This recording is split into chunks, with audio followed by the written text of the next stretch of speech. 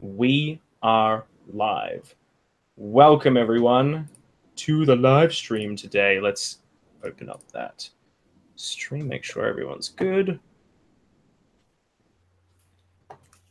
The Australian internet's always boss as, so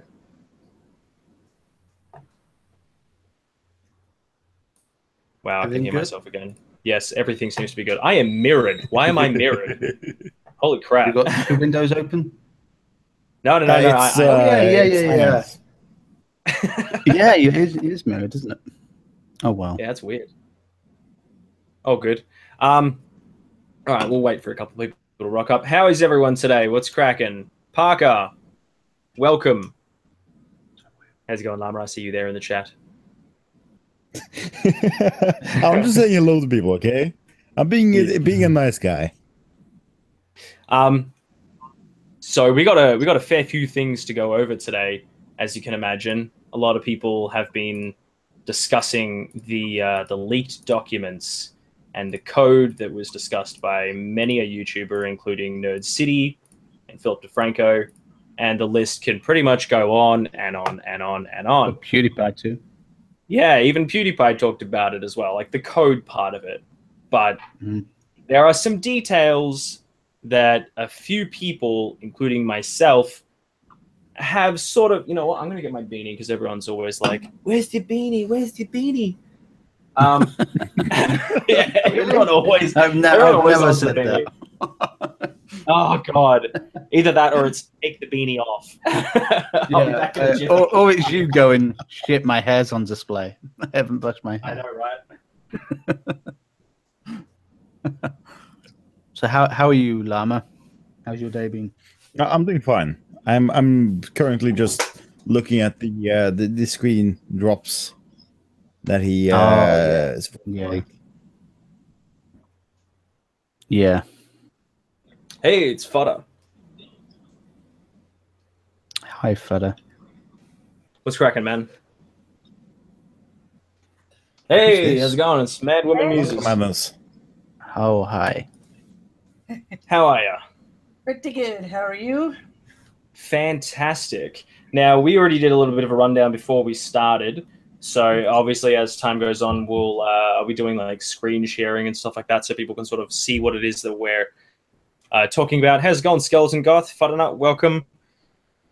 Yeah, we're going to be talking about several things today, including some things that we've noticed in these leaked documents and the YouTube's secret meeting.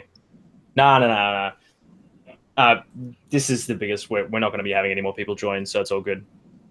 But first, Benji, take the beanie off. No. Everyone talks about the beanie. Yeah, I don't know why that is. Get out of the way. Like, where's the beanie? Take it off. How about Llama can be the one who says take it off. I'll be the one who says put it on. So I'm winning at the moment. I'll argue with you forever. Oh, God. Winning. Winning. Let's hang on. Let's jump onto Discord. I'll let everyone know that the stream is happening, so we can have a couple more people work. Okay. Do you want to send them to everybody in the chat if they haven't got them? Like Schmeckle, you said you haven't seen them. Do you want to send the? Yeah, I haven't seen that. Oh yes, I will actually. Send the file, just so everyone knows, I guess. Yeah. Just link whichever one we're talking about at any one time. I don't have the links. I only have the files themselves. Can we send the files in Google here? I did send you. Where was that conversation we were having? Was it in our chat? I can't remember now. You know what? I'll send them to you, Cameron. I'll send them to you via Discord, and then I'll send him the links to those. Yeah, we need the links, like the original Twitter links, maybe. Ooh, you reckon you can do that? Because I don't think I could be bothered going through all that stuff. Just that there's only like five messages, isn't there? 5 screenshots, I think.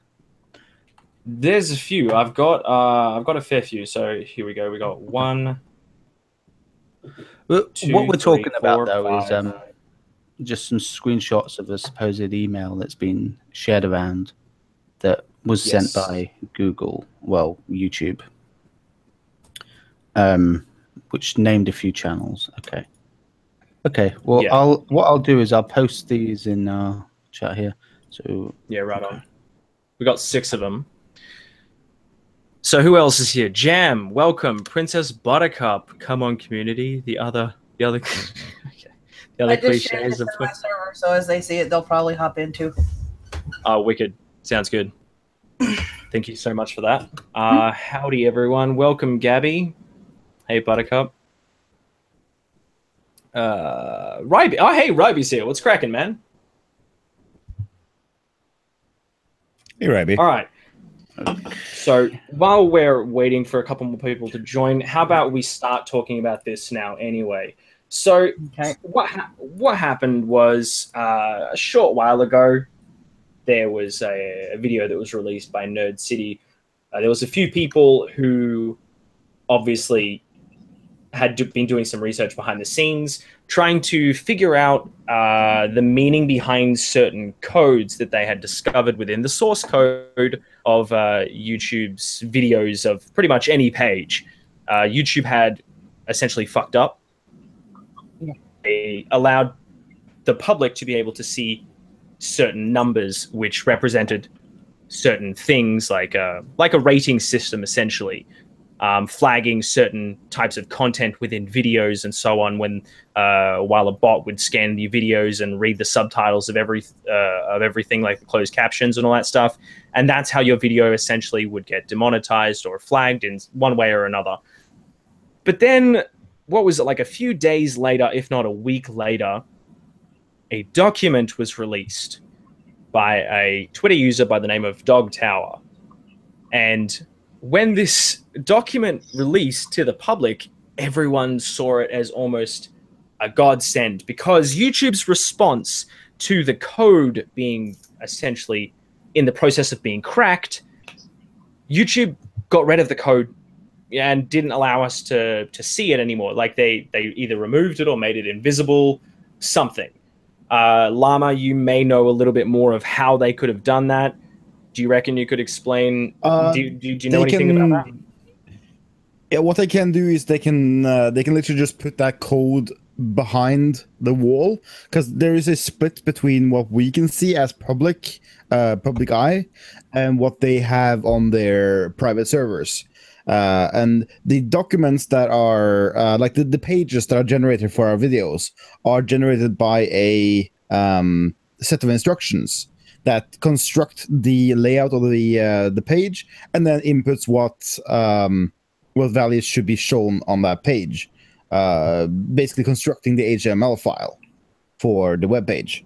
That happens on the back end, which we do not have access to, and we cannot view unless we are given access to it. The only thing we can see is what they end up generating forward to display on the page itself. Yeah, so essentially making it invisible for all of us. So there's no way we could possibly determine any more information beyond what we had already gathered. Now, when YouTube realized that people were onto this, within 12 hours of Nerd City's video being released, YouTube removed them from our visibility. Obviously, that sucks, because it was the first thing where we can actually go on something that could help us.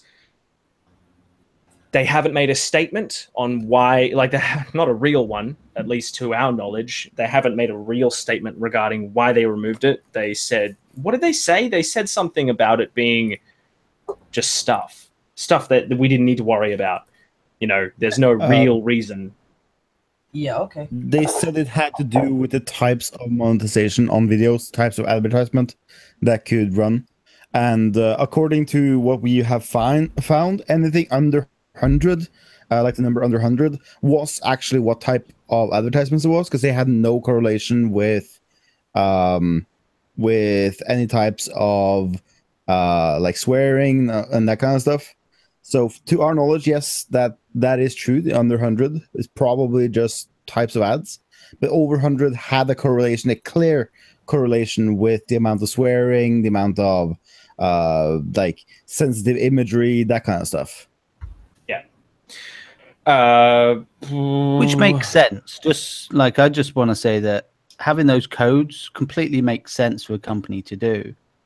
It's just we saw them for a while. Like, you know, if you're a company and you're having advertisements, you don't want adult advertisements on the child web YouTube channel, you know, and vice versa, you know. So it does all make sense for them to have that. But it's just we got to see it, so we got to see the process behind the demonetization. Yeah. Welcome to Benji James Highly. Oh God. Yeah, no, I noticed that. It's all good. I'll be letting all the comments come through, so no stress there. I can see when, you know, comments get flagged or whatever. I don't know. They seem to freak out. Everyone start swearing in the chat, and I'll see if it gets flagged or not. Because that'd just be seriously. It happened all the time when I was playing games and stuff. People would just freak out in the chat, and I'd have to double check and make sure that people's comments were actually coming through. Eventually, they just stopped. There, by the way. Oh, there we go. I've noticed recently when I do it's censoring everything. When I comment on things in stream chats, some words in my my sentences just get deleted. They get removed, so the sentence makes no sense because the word's just not there anymore. Happened to me. Have you guys noticed that? Yes, that's happened to me too. Wow, what? Wow, it's so weird. I've never seen that before. I've never seen that. It's only specific sentences where they do it. Like you can write a word alone and it's fine. Then you write a sentence with that word and it's gone. It's completely gone. Wow. That sucks. Maybe it's just your where are you from again, Skeptic? Was it Norway? Maybe it's just your I'm from Norwegian Norway. ISP. Yeah, maybe they're like removing certain words. No, I'm from the US and they've done it to me in live chats that I've noticed. Do wow. Well, they don't do it to me, and I'm from Australia, and we censor fucking everything. Also, like the one thing that I've noticed, and now that they've hidden their codes, it'll be a lot harder for me to figure out, is the fact that I can, upon broadcasting my newscast in the morning, say that it's monetized, and by the end of the show, will you hush? They've demonetized it. Yeah. So well, yeah, that's today. I can see right now the video is still monetized. So I'm very surprised. They normally keep live chats monetized, don't they? But then what does that mean, monetized? Do they don't show ads during your live stream, do they? So it doesn't really mean anything to monetize a live stream. You can actually show ads, manually show ads. You can, yes. Oh yeah, but no one ever does that. Well, I've never seen people do that, to be honest. Oh God. Just noticing the chat. All right. So how about we move on to the first thing here, which is obviously we're going to show these leaked documents. Now, only 13 people here. You guys get to be the ones who get to see it. Sweet as. All right, so how about I close this? I keep the chat open. Pop the chat out. There we go. Careful which leaked folder you go into. Yeah, not leaked nudes. We're looking for leaked pictures. Yeah, I sent you those pictures in confidence. All right, let's open up this one. Let's go with the first one. This one detail. Not this one. Where's the first one? Oh God. Yeah, let's move this across over here instead. Might make things a little bit easier. Because I don't have 3 screens at the moment, I only have 2. It does make things a little frustrating. Yeah, when I had 3, it just made things so much easier. So how's about we Alt-Tab. Fuck this. I guess Schmeckle might be back a bit later. He said no worries. He's got to go. Something happened at home. Oh, shit. They're asking for my nudes. Oh. Well, all right, here we go. I'll just say he's got a long neck. It's not the only thing that's long. And he can fit a top hat on top of that too. Yes, God. I have a special design top hat for that. Yeah. When you really look at your llama picture, that could be something else. Just it got very hairy. We have All joked right. about it a lot of times. We kind of wanted to make a dildo out of it. You should. You can sell your own dildos. That would be God. fun. Okay, so All these right. are the documents, yeah. Yeah, we have a lot more than this, and this isn't the one that most people seem to cover. They seem to cover the other ones where they're all highlighted and whatnot, which is interesting. Okay. So the one that's not highlighted is this one, this set essentially. Now, has anyone seen these? Benji, I linked you the Imgur with all the things. So you can just scroll through them. Ah, okay, cool. In that case, we'll do that instead. It So how covers about all of the we? pictures. How about I stop sharing then, and I'll just do it that way because it'll make things so much easier. It's a shame they Thank you don't so have a much for that. browser in Hangouts like Rabbit does. Yeah, you should this have. is true. There's so Then much. again, Oh, Hangouts sweet. doesn't screen cap your fucking pictures. Yeah. This is true. Yeah. All right. So I just need to make sure there's nothing on the That sidebar freaked me or out anything so I need to bad. worry about. It's like one thing I noticed. I have a friend of mine that hangs out in my Discord by the name of Carlos Castrejo. He's an archaeologist, and he says that he cannot even say "homo" as in regards to Homo sapiens sapiens or Homo sapiens neanderlithus because his streams get demonetized because of the word "homo." Nice. Yep, they do. All right. Here we go. So Okay. the first we have several sections here. Obviously, as you can see, uploaded by Dog Tower, Rising Tower Dog. Okay. These screenshots, there's quite a few of them, but we're going to go through them one by one, and we're going to go through the highlighted parts. Obviously, we'll look at the other parts, but first off, we want to have a look at the highlighted parts because what we're looking at here is the wording, specifically the wording. Because right now, what we're doing is we are going to be doing something I haven't seen anyone do this yet, which is be critical of how a professional document is actually written by a massive corporation like YouTube or Google. Mhm. These First of all, corporations, yeah. You mentioned that this is. You mentioned Cameron said something about this not being the document. That could allude. That could allude to this being an older document that has since been revamped. Or it could be that someone's okay. Just so the viewers, because I said this off stream. So I know someone who does a similar job to what they would send this document out to, and they said there is a document like this, but this is not that document, and they kind of said they don't believe that the stuff in this document is true, but there is a document like that. But that also, Llama, could mean that they just have that document and they've edited it to add in stuff that are going to kind of get people riled up or just, to cause some drama. Yeah. But it also could be what Llama said. It could be that because we'll go over why I think that, but it could be an old document, but you would think that they would still write it correctly originally, wouldn't you? Now, to sort of obviously get people's attention, I'm going to see if that document that I have is actually here. No, it's not here. Oh, wow. Okay. Well, in that case, I will show that here. Why is that not there then? Why is that screen? Oh, why is this one not later? There? Yeah, that was later. Okay. Yeah, this one was later. So among all the leaked quotations documents, this one was apparently a part of all of that. Can you see anything wrong with this document here? Please name them out. Tell me where you see the errors. Please find all the details regarding our first creator forum with YouTube's policy teams. That doesn't make sense. No. Terms. On May 31 at 1 p.m. We would like to talk with you about YouTube's policies, blah, blah, blah. Nothing wrong there. We will cover all these important areas, terms of use, ID, fair use, monetization, It's screen shares. That's right, the whole thing. So it doesn't screen share the actual image here. We would like to discuss the benefits, risks, and possible improvements to each of the areas with you, our top creators. Other confirmed creators include...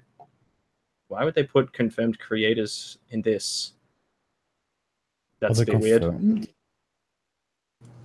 Oh, Yeah. from the meeting. And from It what seems I like- remember seeing is also the address is a bit off as well, isn't it? Yes, actually I got I think it was either a tweet or a comment. Who mentioned that? I can't remember. I remember seeing it in some tweet. Yeah. It was either in a tweet or maybe... No, it was a YouTube comment. That's right. It was a YouTube comment. Someone going over these documents, and someone wrote a comment stating that the address here that you see here is actually wrong.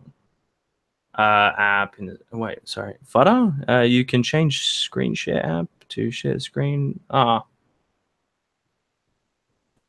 Okay, didn't know that.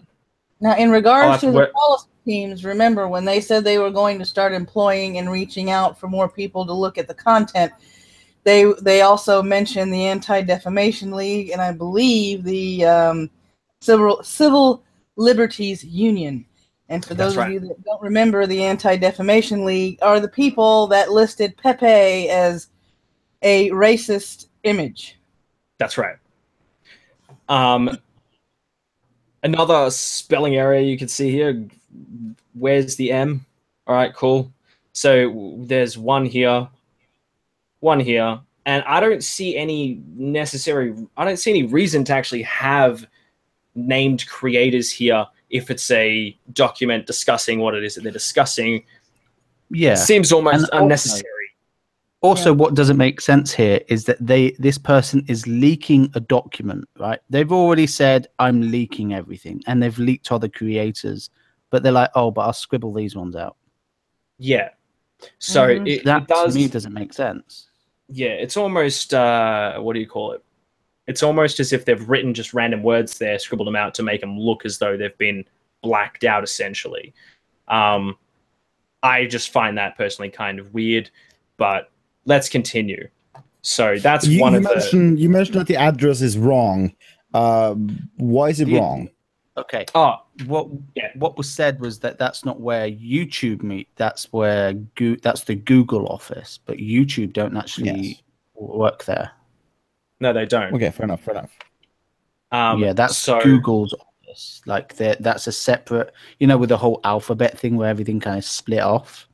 And so YouTube have their own office, their own place, which isn't in the Google Venice office. Yeah, that's true.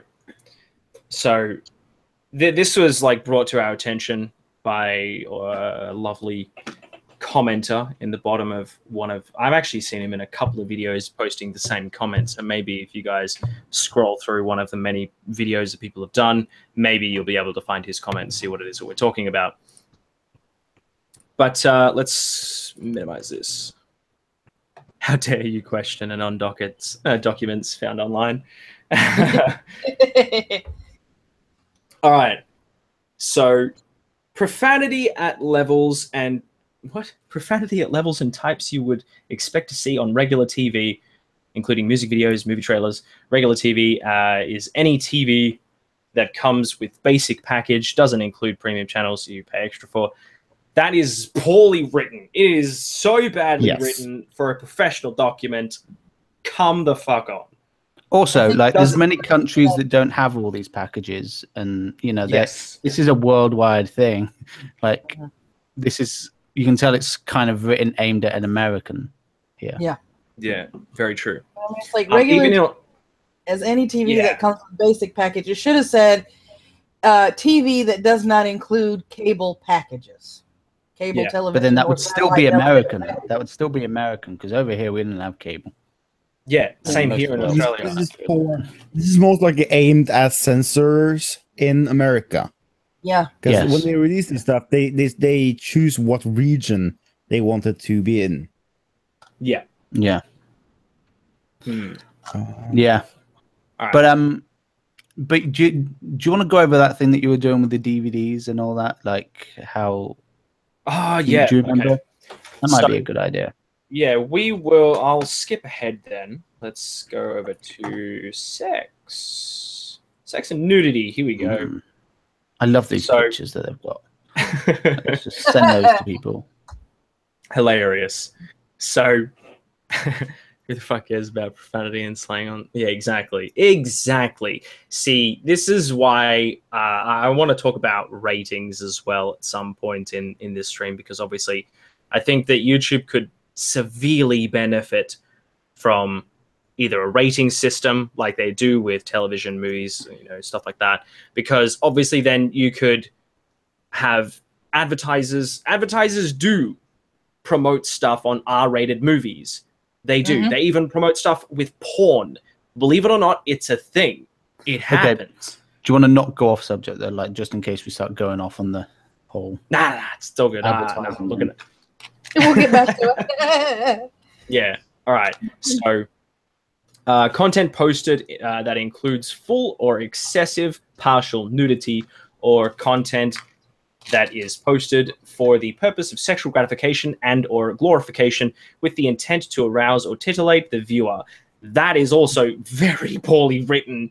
Yeah. Almost sounds like a fucking high schooler or someone who just literally doesn't know how to almost... Yeah. For the record, I'm not actually supposed to show this, but for the record, I just posted a screen cap from an official document used in the same type of work that this. I can't open it. Screen sharing. Okay, I see it. Yeah. No, just copy the link and post it over on the other screen. Yeah. I mean, okay. Things like this should be written by a legal department. It doesn't sound like it was written for Hangout by chat. A legal department. It was like they handled, they went to a completely different department and said, "We need you to write these guidelines." Well, shouldn't a lawyer do it? Oh, you're good enough. Here. Hang on, Llama. Yeah, especially as this is supposedly what they need to do to save YouTube, because YouTube has an advertising problem. You'd think that they would actually make sure that this, if it is used against them, would be, written as best as possible. Because one, it could be leaked. Two, if someone was going to sue them or something, they'd go, well, here's a document. You're going to get sued now because, everything's about wording in law, about the words that you use. And this, oh my God. Well, another really... Sorry? Benji, I sent a link in the Hangout chat. Did you want me to put that on the stream so other people can see it? You can put it on the stream. It's not going to incriminate me. Well, it might if someone from the place is watching, but it's fine. I don't think they are. Okay. So this is what the official document for the people I work with or work for looks like, and that then you can start seeing the similarities with the layout. But as you can see, the writing here is all like scrutinized and proofread multiple times. Yes. Yeah. Mm-hmm. Yeah, I work in an area where I get documents like this as well, and that's kind of why as soon as I saw it, I was like, this isn't real. This doesn't appear to be real, because it's just the language. Well, one of the other key points I wanted to also point out was that normally at the bottom of these documents, there will be a reiteration that this is a private document, blah, blah, blah, etc., confidentiality, all that stuff. Does that generally get put at the bottom of a document like this? No. Normally. No? So, normally on some documents that I'll have, it won't be at the bottom. It will actually be like a kind of watermark or something along those lines. There'll be watermarks on them, or they will have it in the email or at the beginning. Normally, I can say he did say that one of the people working on this was one of the companies was Appen. The company I work for has been acquired by Appen and now upholds the same standards, and they still don't have a NDA on the actual guidelines sheet. They do, however, require you to sign an NDA as you as you sign up for it, and continue to have an NDA with them. Okay, you said. Wait, what company did you just say? Because I think I'm going to stop sharing quickly just for a second. Because I'm pretty sure he just said that it's the same company that supposedly has written this, right? The company that you work with. I linked to you. That's Appen. Appen is one of the two companies he accused of doing this, and they have just acquired the one I've been working for. Yeah, I was just about to say that. I was like, hang on a second. This is one of the documents that I was actually going to show. The company that he's referring to is this one right here, Appen. Yes. But another one of the companies as well was... Oh, I closed it. Okay. So this company, this professional company, are meant to have written that document. And even if it was a test... No. This company, Appen... acquires missions from companies that they distribute out to their workforce. People who can do the tasks, like mundane tasks such as search engine optimization, map optimization, that kind of stuff. It distributes the tasks to the quote-unquote workforce, which is normal, regular people working for them, from the higher businesses.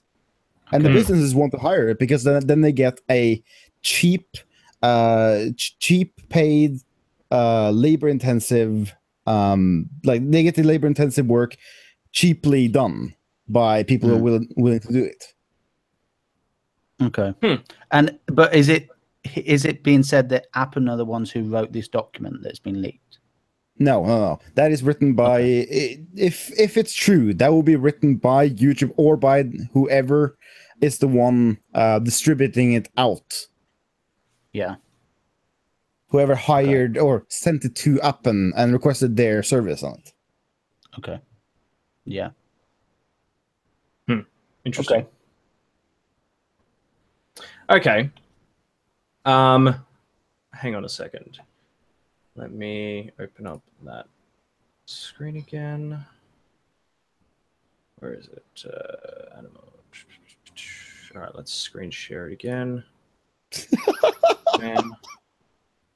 I'm glad they find it entertaining for the nuts. Oh, lol. All right. So where is it? Let's go to where is it? Let's go back to this one. Back to the sex one.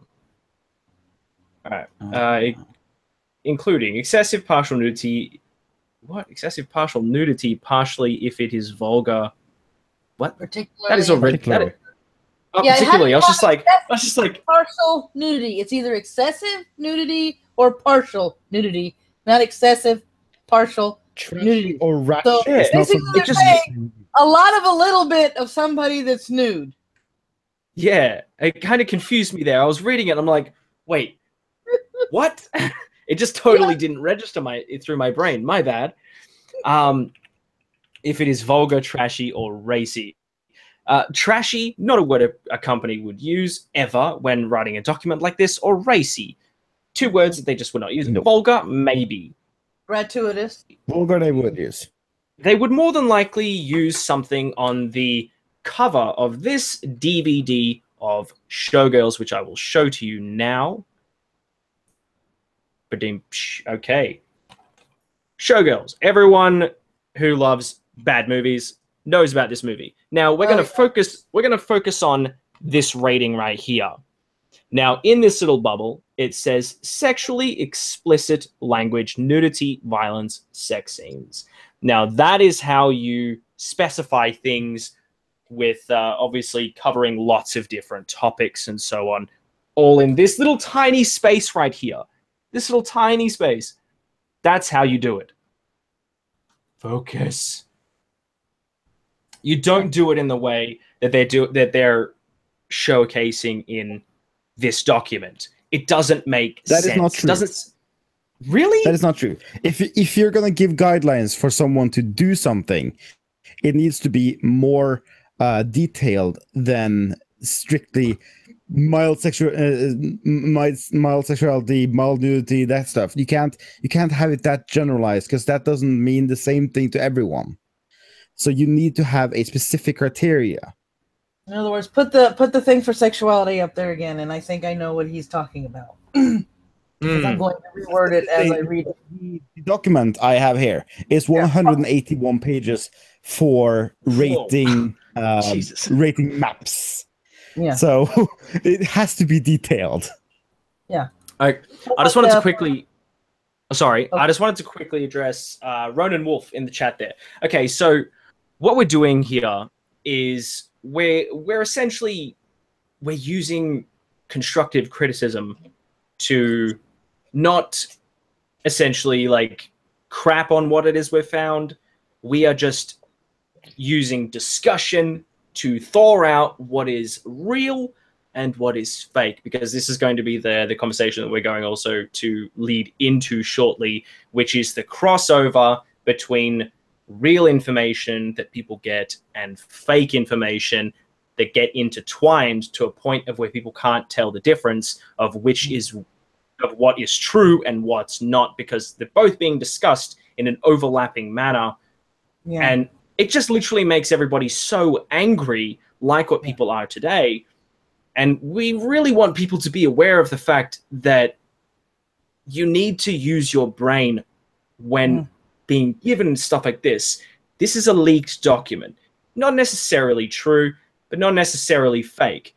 But you have to go on the fact that it is the keyword leaked. There is no actual credibility to it. You yourself can say, okay, I believe that this is real, or the next person can say the same thing. I personally, I'm looking at it as if it's like, you know, grain of salt type thing. I'm not looking at it as really credible, to be honest, until something else comes along that gives us somewhat of a digital footprint that we can cross-reference and have a look at and so on. This is when people need to start using their brains much more, because people are discussing this document as if it is legit. Like it is a godsend because of the codes that were cracked a couple of weeks ago by Nerd City and a few other people. Nerd City is a good dude. He does his work very well. And I think, you know, a lot of people don't seem to really be paying too much attention about toward the fact that these could very well be fake, you know. And I know that a lot of people are always online being like, oh, this is faked because it's online. You know, everyone seems to really be pushing that narrative. Oh, once upon a time, anyway. I don't really see that happening that much these days, where because a document is online, it's therefore considered as fake. Or if you see a video that seems too graphic, oh, it's fake because, well, reasons, whatever. I think the main reason he wrote what he did in the live chat, that's my husband. Hang on, one at a time. Hang on, one at a time, sorry. That's what he meant by SJW-styled opinions. They're leaving it vague so they can justify what they're doing instead of being more specific to where they actually have to look at something and go, okay, that doesn't follow these specific guidelines. That's why they're keeping it vague. So you say, okay, this kind of falls in there. Since we're not being specific, we can demonetize it because of this. Okay. I think that's right with that phrase that he's using. I don't know, Ronan, were we close at all? Yes, no? He's on his cell phone, so it may take him a minute. Oh, good. All right. What was the next thing? Okay, animal attacks. This one's actually pure gold, just reading this one out. Okay. Let's click on here. All right. Animal attacks that cause serious injury to humans or other animals. This almost seems like stupid to put this in a document. Animal attacks that cause serious injury to humans or other animals. Is this necessary to put in a document? You don't need it to humans or other animals. You just need the cause serious injury. Yeah. Yeah. But then again, you would be demonetizing videos, nature videos, to where a lioness hunting down their prey. That is an animal attacking another animal. We'll see. Yes, They but seem to as be. I said, this post basically says animal attacks that cause serious injury to humans or other animals, which means every animal. Yeah. It doesn't discriminate on anything. So to humans or other animals is completely useless. It's I was it's saying very that the other day redundant. with Benji. It is there's a lot of that in this. Yeah. A lot of kind of just they write too much. You know, there's extra shit in there which they don't need to put. Well, yeah, we'll go over to your document that you showed us as here, Llama.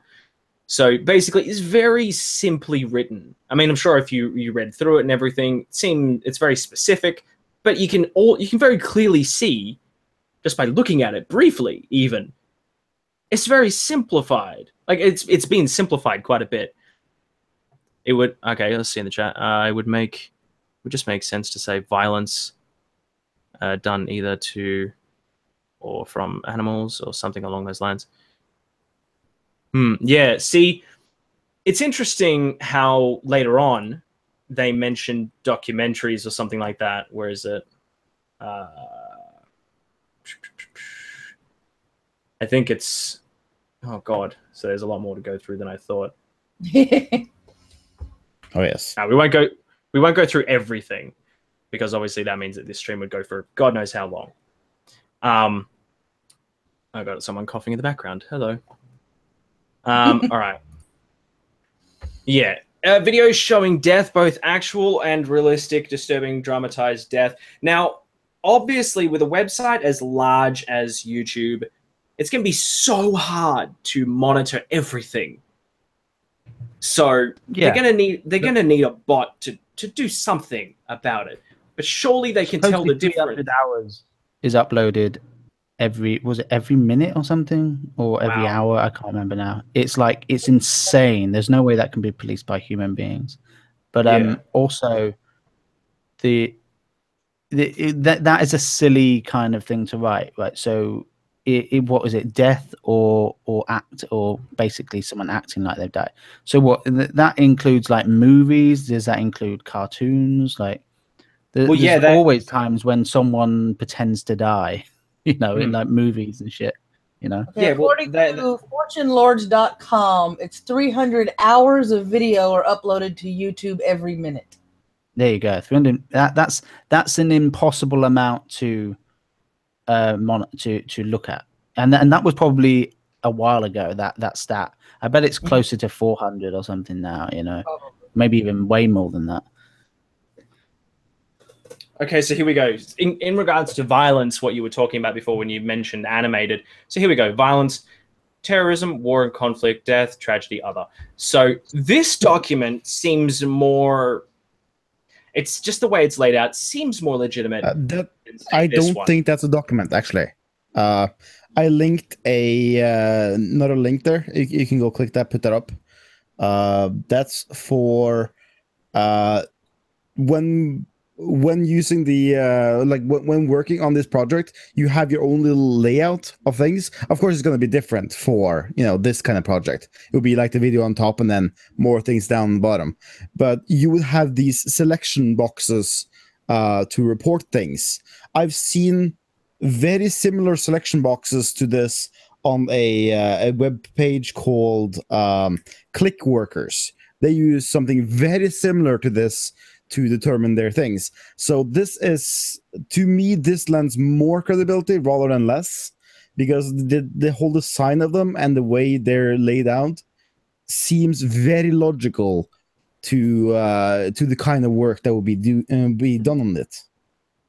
Yeah, maybe some of it, like I was saying earlier, like there is a document similar to this. Maybe some of it, like that's the thing is, some of it may be true, some of it may not be. It may all be true, or who knows? But maybe this bit, maybe the way this bit is laid out, maybe is true. But the first bit where it's talking about the violence and things, like I'm not 100% sure about that.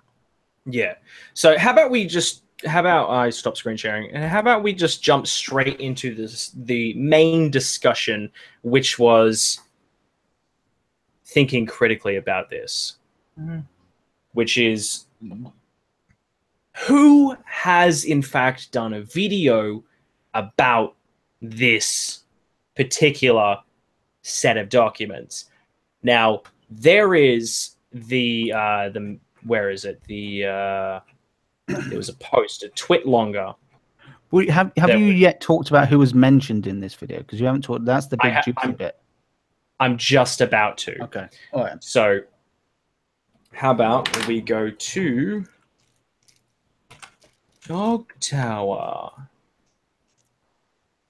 and we are going to bring up. Okay, so that document as well before that I was talking about, that had the blacked out names. Dog Tower's tweet in regards to that particular picture. The message reads, "This is a leaked email sent out to invite creators to the secret meeting held to discuss channels that are considered harmful or toxic. Keemstar, Onision, Lepius here, Grade Underage, John Scarce. Names redacted to protect my sources." Do you think they would use the word toxic? Depending on who's on the staff at YouTube and Google right now, yes. So the person's names who were blacked out here apparently are blacked out because those are his sources. Them out loud. That is no. Who did? When did he name them? Well, he said the names redacted to protect my sources. Yeah. Why would you say that and then black out those names? Because that means whoever it could be that you don't want the sources to be doxing people. Yeah, but wouldn't YouTube now know who the sources are, seeing as they wrote the email? That's what I mean. Now YouTube would know who the sources are, and that person's fucked. If he just left the document alone, no one would be the wiser. Yeah, they could go back and look at it and see that, you know, the names that are redacted are the names that are on the bottom of the document and go, we need to talk to these people because we have something serious to discuss. Yeah. Mm-hmm. No, what I'm saying is those names the redacted the redacted names might not be the names of the sources, but they might be blacked out so that if they weren't blacked out, that document itself would be doxing creators, and that would be on the shoulder of the sources for leaking that document. But then the names are leaked later on in regards to Keemstar, Grade A. That's their use. That's like their usernames. That's not their real names. Oh, I'm assuming maybe we don't know. Oh, well, maybe that is real names. I don't know. Yeah, but it doesn't seem like it's a real name, seeing as one of them's quite short. But I would have guessed that was Bob actually Ross is quite short too. Yeah. Yeah. Okay. I'm just throwing ideas out here. I'm not saying that's how it is, by the way. Yeah. No, you could be. No, it's a good point. Here's a good point. Yeah. Okay. It could be it could be real names. Yeah. And we do have to keep in mind that Google, at least Google, and we know that YouTube and Google are under the same corporation umbrella, that Google was a person who let that guy go for the screed that he wrote that was basically saying the biological differences between men and women. So I can perfectly see them saying toxic in a document and wording the documents as we have seen you screen share them, because if they're willing to let go someone who wrote, in all honesty, a document that was scientific, that could be scientifically proven, because they disagreed with what he wrote, then yeah, I can see them using regular everyday terms. I can see them using that privately, but not officially, not in an official document. Yeah. You know, I can see them using that, you know, walking down a corridor, you know, talking to each other, or even in a little group chat, you know, like where they're having at a table or something. But I can't imagine them using words like toxic or cancerous or something along those lines in an official document that they're sending to people, because that automatically document, though. It is an email. It's an email. That's true. That is true. But wouldn't the fact that they're saying that automatically show where they're coming from. They're coming from this is toxic. You know, they're automatically showing their hand of come to this meeting so we can basically talk about what is toxic, because they've already made their minds up. Do you know what? Like, they're automatically showing their hand there that we think these channels are toxic. Yeah, they're predisposing people to what's going to be discussed in the meeting. Yes. Yeah. I can see that. Not but who knows them, man? Maybe they are run by crazy SJWs. Who knows? But this doesn't seem to me like that. So this is what we were talking about before. I just wanted to go over this before I go over the Twitlonger where he mentions the actual YouTubers that we're going to talk about here in a moment. Okay. So here, this person's comment here was not in a YouTube video. It was in a tweet. Fake. The Venice office is Google. All YouTube-related things occur in the YouTube Player Vista office. Anything at the Google office would have to be Google intervention in YouTube, and being dicks to creators is mainly a YouTube thing. Now, I was talking about this, I think, the other day, obviously off stream, but I was talking about how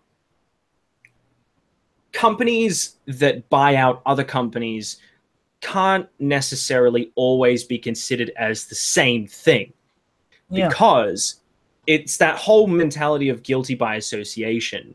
You know, just because Google owns YouTube doesn't mean Google are the same. That's the thing. Sorry? This is the thing. That's the thing now, is that Google do not own YouTube. Alphabet own YouTube. Google are separate from YouTube. Alphabet is the umbrella. They're the ones that own all of them, right? So Google and YouTube are very separate now. They're totally different businesses. They you know, what Alphabet happened, what was it, 2 years ago or something like that, all kind of split up. So Google would very likely never have anything to do with YouTube. And it is interesting. Yeah. Actually, continue. Oh, chat seems to be having a good time there. How's everyone in the chat, by the way? This isn't boring you too much, is it? Because we're about to get into the juicy stuff.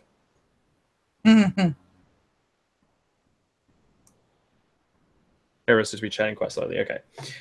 So the names that are mentioned here. So we'll start off at the top here. This is the section that's important. Thank you. Thank you for that. Yeah, he's trolling. He's the troll. He's all right. This all started to take effect after YouTube held a private meeting with select creators. Obviously, the media issues gave this all a violent shove into reality. This is all the stuff. Actually, you know what? I will post this Twitlonger in the chat. If anyone wishes to go and read it at their own leisure, go nuts. But YouTube had been ramping up to make changes before this all came to pass. Different contact of mine. Now, this is the part that really gave me the iffy, like another iffy moment, was that he mentions that he has a contact, but then he mentions this person with no detail whatsoever. Like none. It's just a different contact of mine was involved. That's it. Yeah. Nothing else. Thank you for that. I lost where I was, which took place around mid-2016 at the Google office in Los Angeles.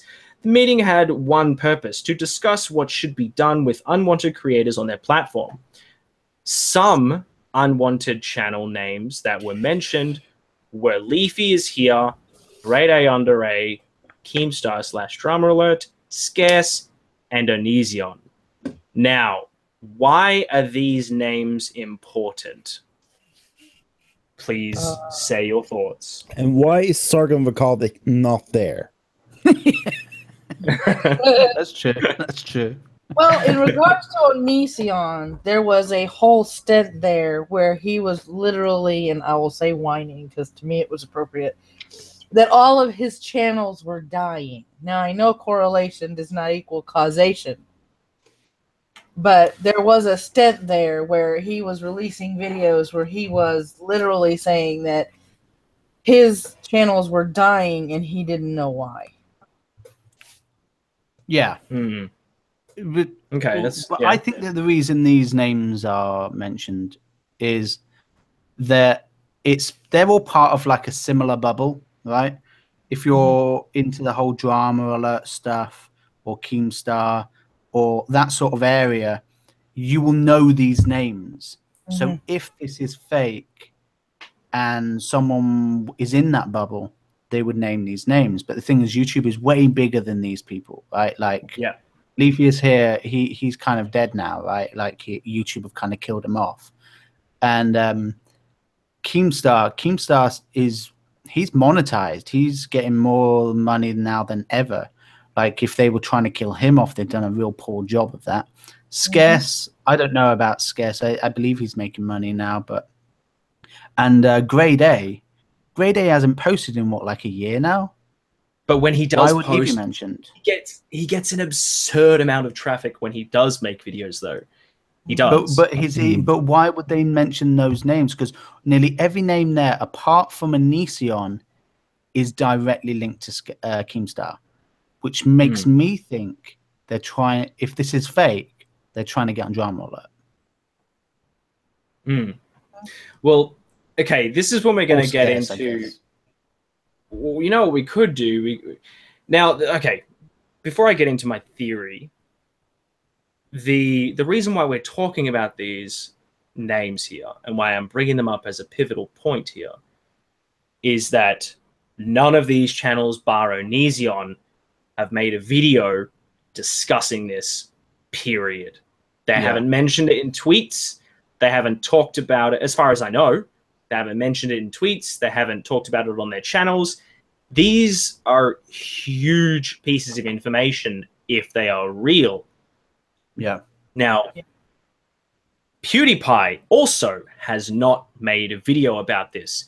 If these sets of documents are real, why have these people not made videos about it? Now, everyone knows Drama Alert well. If you don't know Drama Alert, you've been living under a rock. But well, that's the thing. To us, it seems that way. But to a lot of people who even use YouTube, they have no idea what Drama Alert is. It's just we are in that bubble.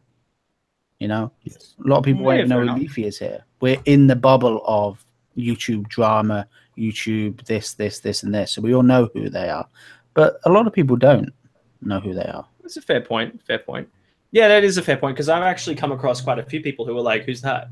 And I'm like, "Really?" Yeah, they won't know. They have no idea. I can say this: I haven't seen a single video from Drama Alert or Scars. So yeah. And it well, does. Can I just add one more thing just to that a minute? Do you remember when Keem did the whole "Why am I getting so much hate" stuff? Right?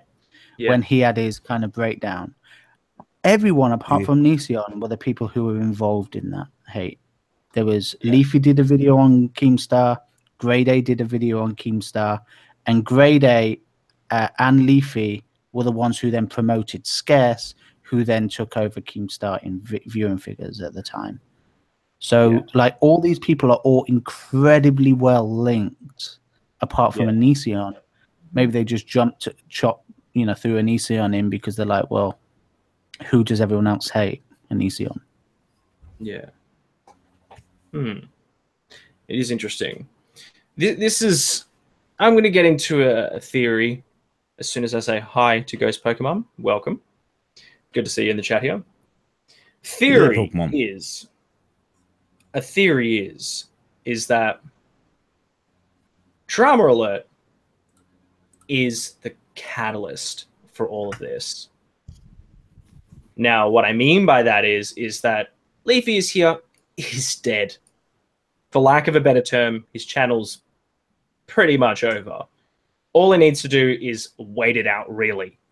He's not going to get huge like he was once upon a time, like he was once upon a time. Yeah, YouTube have blacklisted him, basically. Yeah. Onision, same thing. I think his own personality didn't really help, but I don't think that would have caused him any harm. I think, if anything, it would have raked him in more views because people love controversy. However, YouTube every day is making things much more difficult for people to find on Easy-On's videos. Yeah. Well, he does have a behind a paywall, too. No, he doesn't anymore. He removed that. Does it? No, he removed that. Oh, see, that's how Yeah. much I follow what Easy-On. Okay. There you go. Okay, now, Scarce is still kind of afloat. But He's definitely, not on- he makes enough money, but he just doesn't upload very much anymore. That's right. But Grade A Under A, again, he's kind of just gone. You know, he makes a video once in a blue moon. He's kind of just disappeared. We don't know what's really happening with him, so I can't really comment. Depression. But Drama Alert seems to be the centerpiece for this all. Now, what do YouTube want more than anything? Money. Yep. Now, how do they get this money? They need something to bring it in to them. Now, just like the news and media and mainstream media, your morning news, your breaking news, your whatever. Mm-hmm. Kids channels have little slices of news in there these days where they talk about history or they talk about whatever the case may be in some teen-related circles. They talk about this stuff like it's an everyday thing. Keemstar is very much the same. He goes over everything that can be talked about, essentially. Now, where is the money at the moment? Obviously, it's focused on Logan Paul and Jake Paul. And unfortunately, he has been making a lot of videos related to Logan and Jake Paul. I think every video Keem has brought out in months is mentioning Jake Paul. That's right. Now, this is the theory. In order to continue raking in revenue from not only his own side, from his own channel, how can he rake in money from other channels? How can YouTube rake in money from other channels? By getting Keem to be as big as he possibly can so that more people go to his channel so that he can possibly, I don't know if it's true or not, but let's just say for the sake of argument that he creates drama in order to be able to get bigger YouTubers such as Logan Paul, Jake Paul, so that drama is created over on that channel, and then it sort of spurs and does that, ripple effect or whatever, so that these massive YouTubers can keep rolling in money, keep bringing it in. And eventually... We're talking about this from a Western point of view. Like, YouTube is bigger than just the American audience or the English-speaking audience. And this is just a very minute part of YouTube. They make more money on these kid-friendly channels than anything. That's where the money is. So I don't know if they really give a shit. That's why I'm surprised they mention these people, because I don't think they really give a shit about them. I think they make more money on the music videos, actually. They do. They make a ton of music on money on music. That's true. Yeah. Yeah. I don't know. It just... I like to think up theories, but at the same time... I don't think they do. Ghost Pokemon said they hate Keem. I don't think they do anymore. I remember, I don't think they do either. Wasn't that woman the one who runs YouTube now? She even tweeted at him a little while ago, I believe. Like, really? He seems to have really cleaned up his image in regards to YouTube now. I think possibly by just bloody talking about Jake Paul all the time. He's got more in the realms of kid friendly these days. Like, I'm not saying he is, but he's gone more down that road. Let's have a look and see if that's the case. Let's go to... Like, it seems to me that people like what's his name? Philip DeFranco seem to have taken over from Keem's old type videos where he would talk about all drama, even like things that aren't ad friendly. Seems like that's where Philip DeFranco's gone now, and Keem just seems to be focusing on petty drama, kind of child drama. Well, Well, Philip DeFranco does cover news as well as, you know, some drama, but he only covers the drama when people are like overwhelmingly asking for it. Most of the time he comments and he reports on the news because he said it. I think it was, I forgot which particular subject that he said. He goes, I wasn't going to cover this, is how he started this. He goes, but everybody was tweeting this at me and everybody told me I had to cover this. I think it was some sort of bar event where this girl was supposedly like beat on and her boyfriend came to her rescue or some junk like that. Yeah. And he said that he didn't want to report on that. He didn't want to go anywhere near it, but because a lot of his fans were tweeting at him the story and they wanted him to cover the story, that was the only reason he was covering the story. But I do think a lot of that is something someone like Philip has learned to do, that they say, hey, I wasn't going to cover this, but everyone's been tweeting me about it. So then it seems like, because then it makes people think, oh, this is really popular, I'm going to listen. What is everyone talking about? You know, I think that it is a strategy to actually get people to listen and to make something seem way more popular than it is. But I think a lot of that video, the one about FaZe, was he did rake in a hell of a lot of views from that, you know. He really did. And he's all, you know, he is about making money.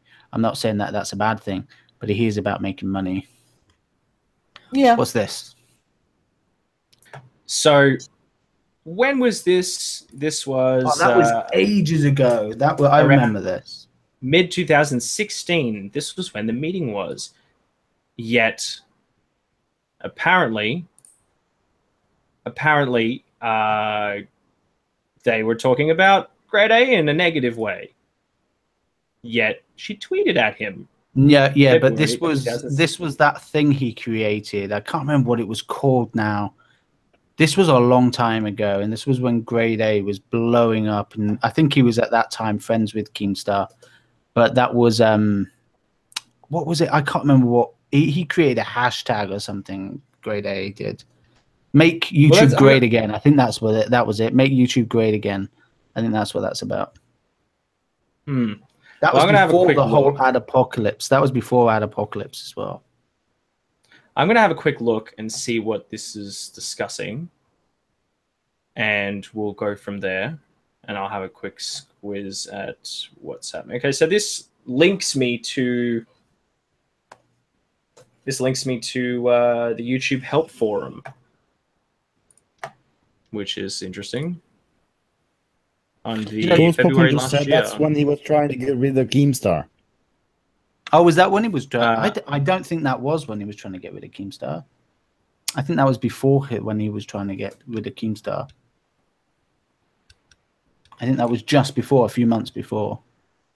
I'm sure that was when he did the whole make YouTube great again or whatever it was. He did some sort of hashtag on there. Okay. Yeah, I remember that thing. Yeah.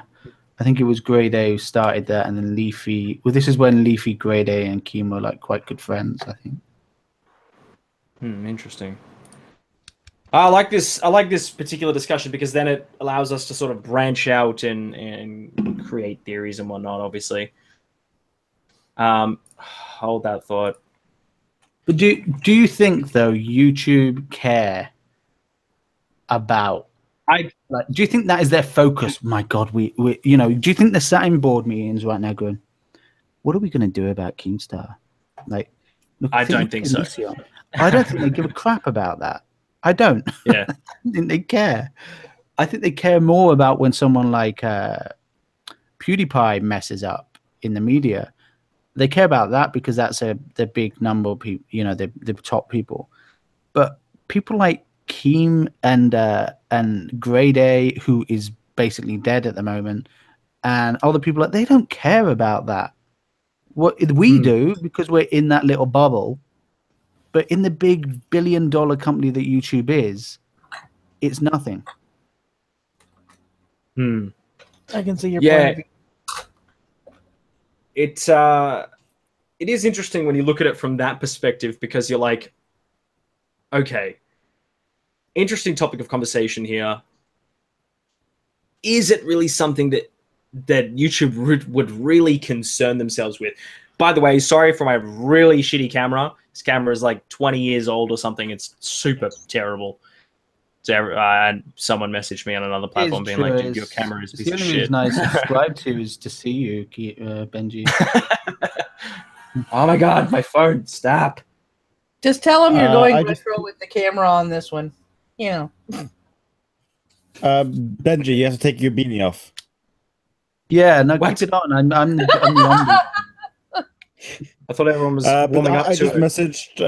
I just messaged Tower Dog on Twitter, asking him if he would be interested in talking to us about this. I don't think he's going to respond now, but if we can write up a little list of the things we find sketchy, I can address it to him, and we'll see if he wants to address it or even talk about it. I'll message someone now.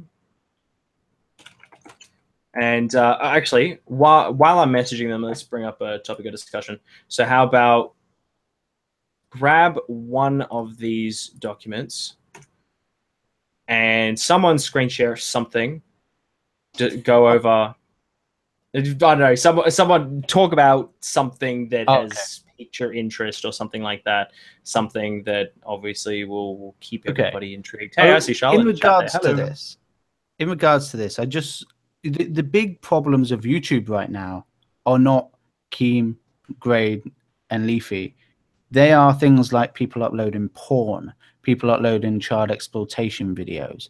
Things like that are the things YouTube want to concentrate on. Okay, those are the big things because that is affecting their image. They're worried more about image, about being seen as a place that has parents abusing their children on there. That's what they're worried about. They're not worried about drama, because drama keeps people viewing. Even though they may not like some of the stuff, it keeps people interested because it keeps them in the YouTube bubble, because this is YouTube drama. And it's not harmful. It's not really harmful, no. People aren't worried. They're not worried about that. Why would they be having meetings about that? Like, that's fucking petty YouTube drama. They're worried more about, if they were really sending out emails like this, they'd be saying, hey, we want to talk about parents uploading videos of them abusing their kids and what we need to do to stop that from happening. That's what they'd be talking about. This stuff just doesn't relating the apocalypse. Yeah, and the reason why are people pulling their ads out there, because they've got YouTube has this wrong image of being a place where Nazis are on there and people are abusing their kids, and that's the image. So people are pulling out of putting their ads on there. So they want to fix that problem. I don't think they give a crap about people like drama channels. Yeah. Well, I shared something that caught my attention. It was another highlight of a particular document. Okay. The controversial section of the particular document, which always catches everybody's eye, because what is controversial to some may not be to others. To me, it's subjective. Okay. Yeah, it is. So they're like, please don't use personal biases when evaluating this category. Specifically, the following content is not considered sensitive. Due to the topic itself, it should be considered sensitive if there are other reasons to do so, per the above instructions, such as violence, sex, or antagonism against these groups. To me, they're kind of saying something against hate speech when they did the antagonism against these groups. That's sort of what it rings like to me. Yeah. And it says, does not include content made by or about gay, lesbian, bisexual, or transgender people. Content made about minorities or protected groups such as African Americans, disabled people, immigrants. Respectfully presented content about mental health topics or helping stop child abuse. Then why were Mr. Repsion's videos on getting help after rape and, what to do after you have been a rape victim were demonetized? And about depression. What was my video demonetized? I can kind of guess why they were demonetized, because it wasn't done by a human being. They were done by robots. They were done by bots. Yeah. And content respectfully discussing social topics like women's equality, racial injustice, or poverty. That last one is a loaded topic, especially in social justice circles. Okay, can I just give my opinion on this as well, which is the second part. This is written from a very American standpoint. Like Yes. this is, this African Americans, if this is sent out to everybody worldwide, I can't imagine that It's someone not. in Norway would be thinking like, yeah, I can't talk about African Americans. Like, Yeah. it's not something. It's most likely a localized one, because when they send it out, like for my work, the work I did, I have both the general guidelines and the region specific guidelines that were specific to Norway. So this is most likely only for the only for America. Mm-hmm. Yeah, maybe that's right. I guess that does make sense in some way, because if this was all real, the email was sent to Americans, as in because they were saying come to a meeting. So I guess it would be regionalized because they were saying come to this meeting. Here's the document. So I guess maybe in that way, you are right there. I mean, it's the problem with the that I see with a bot is a bot learns from what it's taught. So the question here is, who is teaching it? Is it somebody that is teaching it from a legal standpoint, or somebody that has political motivations teaching this bot? I think I that don't would think be it's any of those.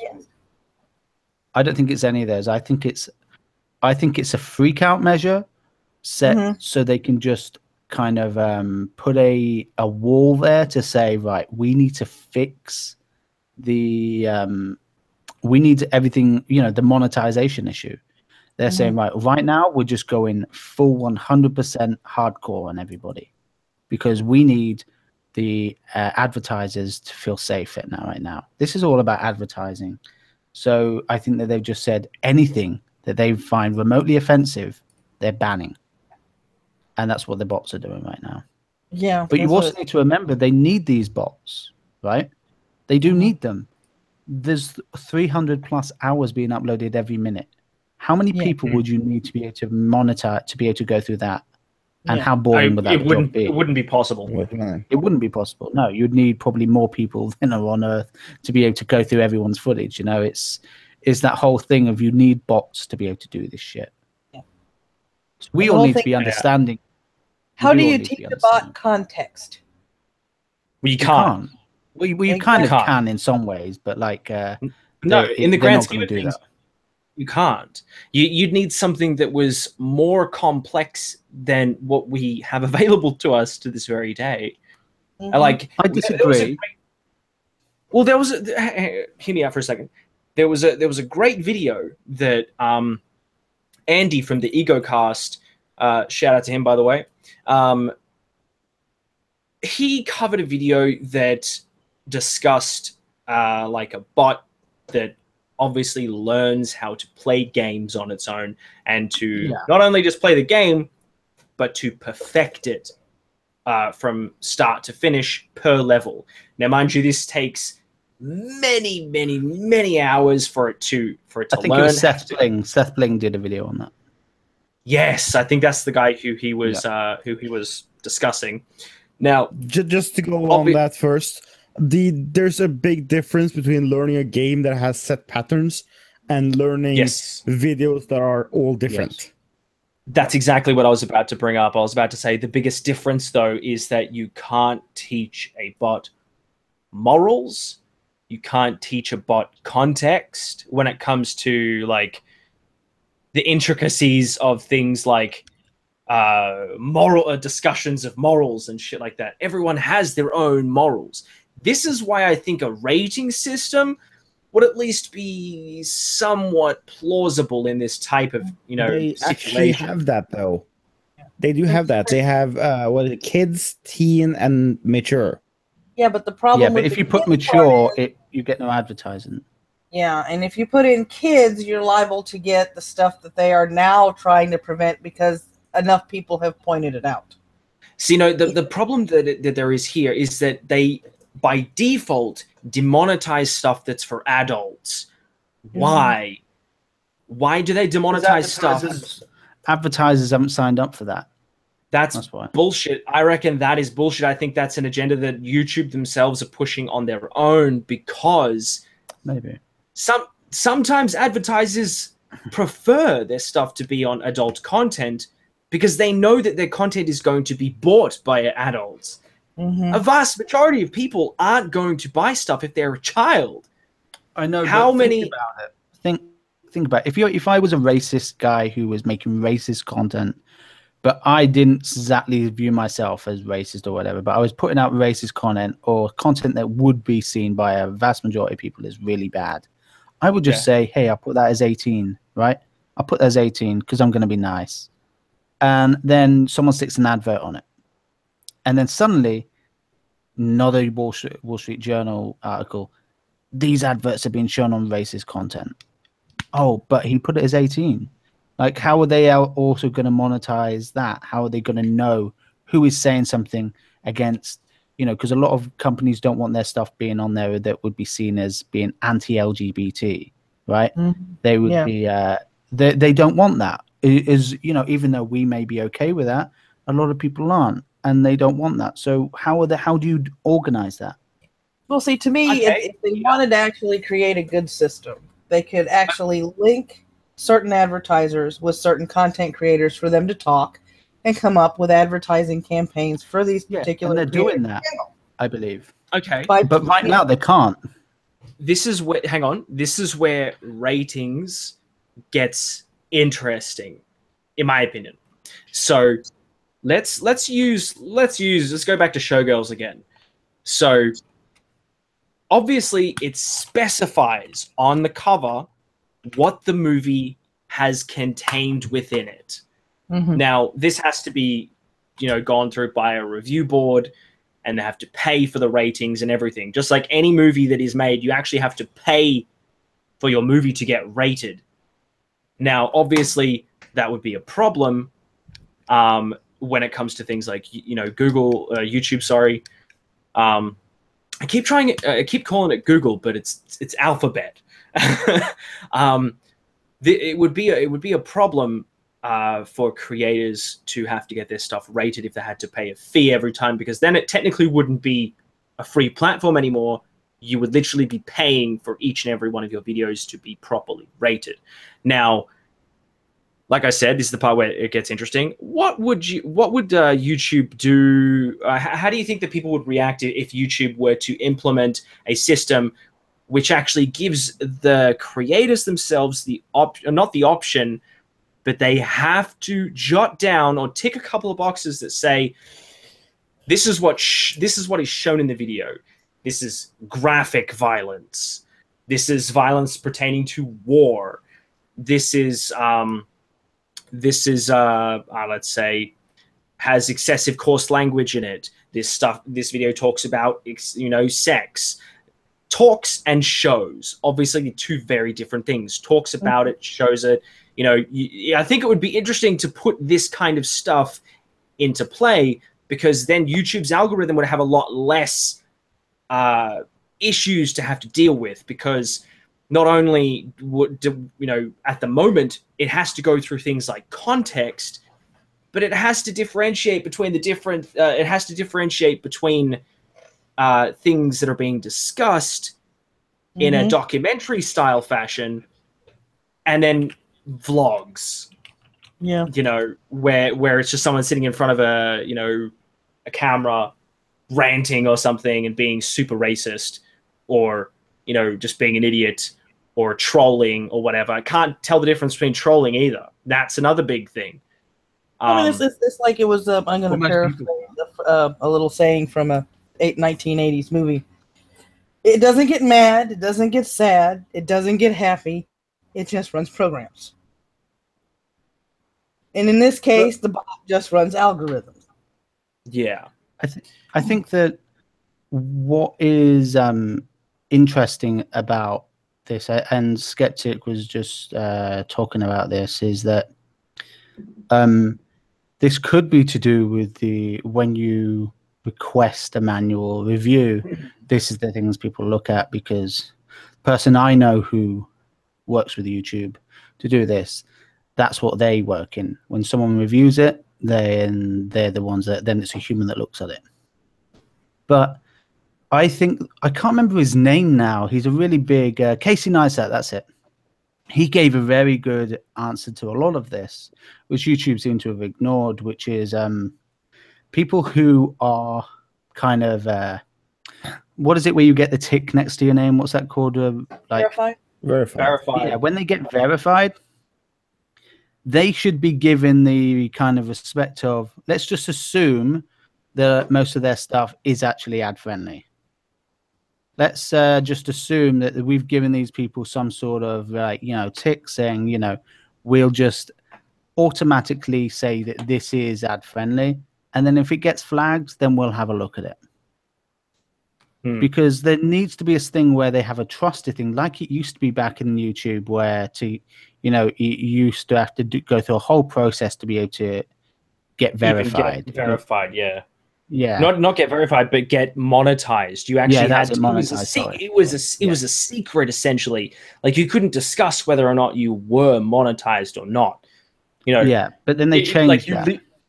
Yeah, and that's where I think they kind of went wrong, because they didn't plan it out first. They were just like, well, they wanted the money because everything was getting money. Everything was getting ads on it. So you can understand that they just wanted money. So they were like, we're just going to stick ads on everything. Then our money's going to go 1,000%. I have a question for you. The person that works with YouTube, is he outsourced or is he like at the YouTube office? It's outsourced.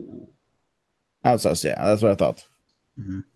Yeah, but this person that I know has been working with them for many years, and so like even before the YouTube Heroes stuff, which kind of blew up, all of that, kind of YouTube Heroes was out way before they said the word YouTube Heroes. These people have been doing this for a long time.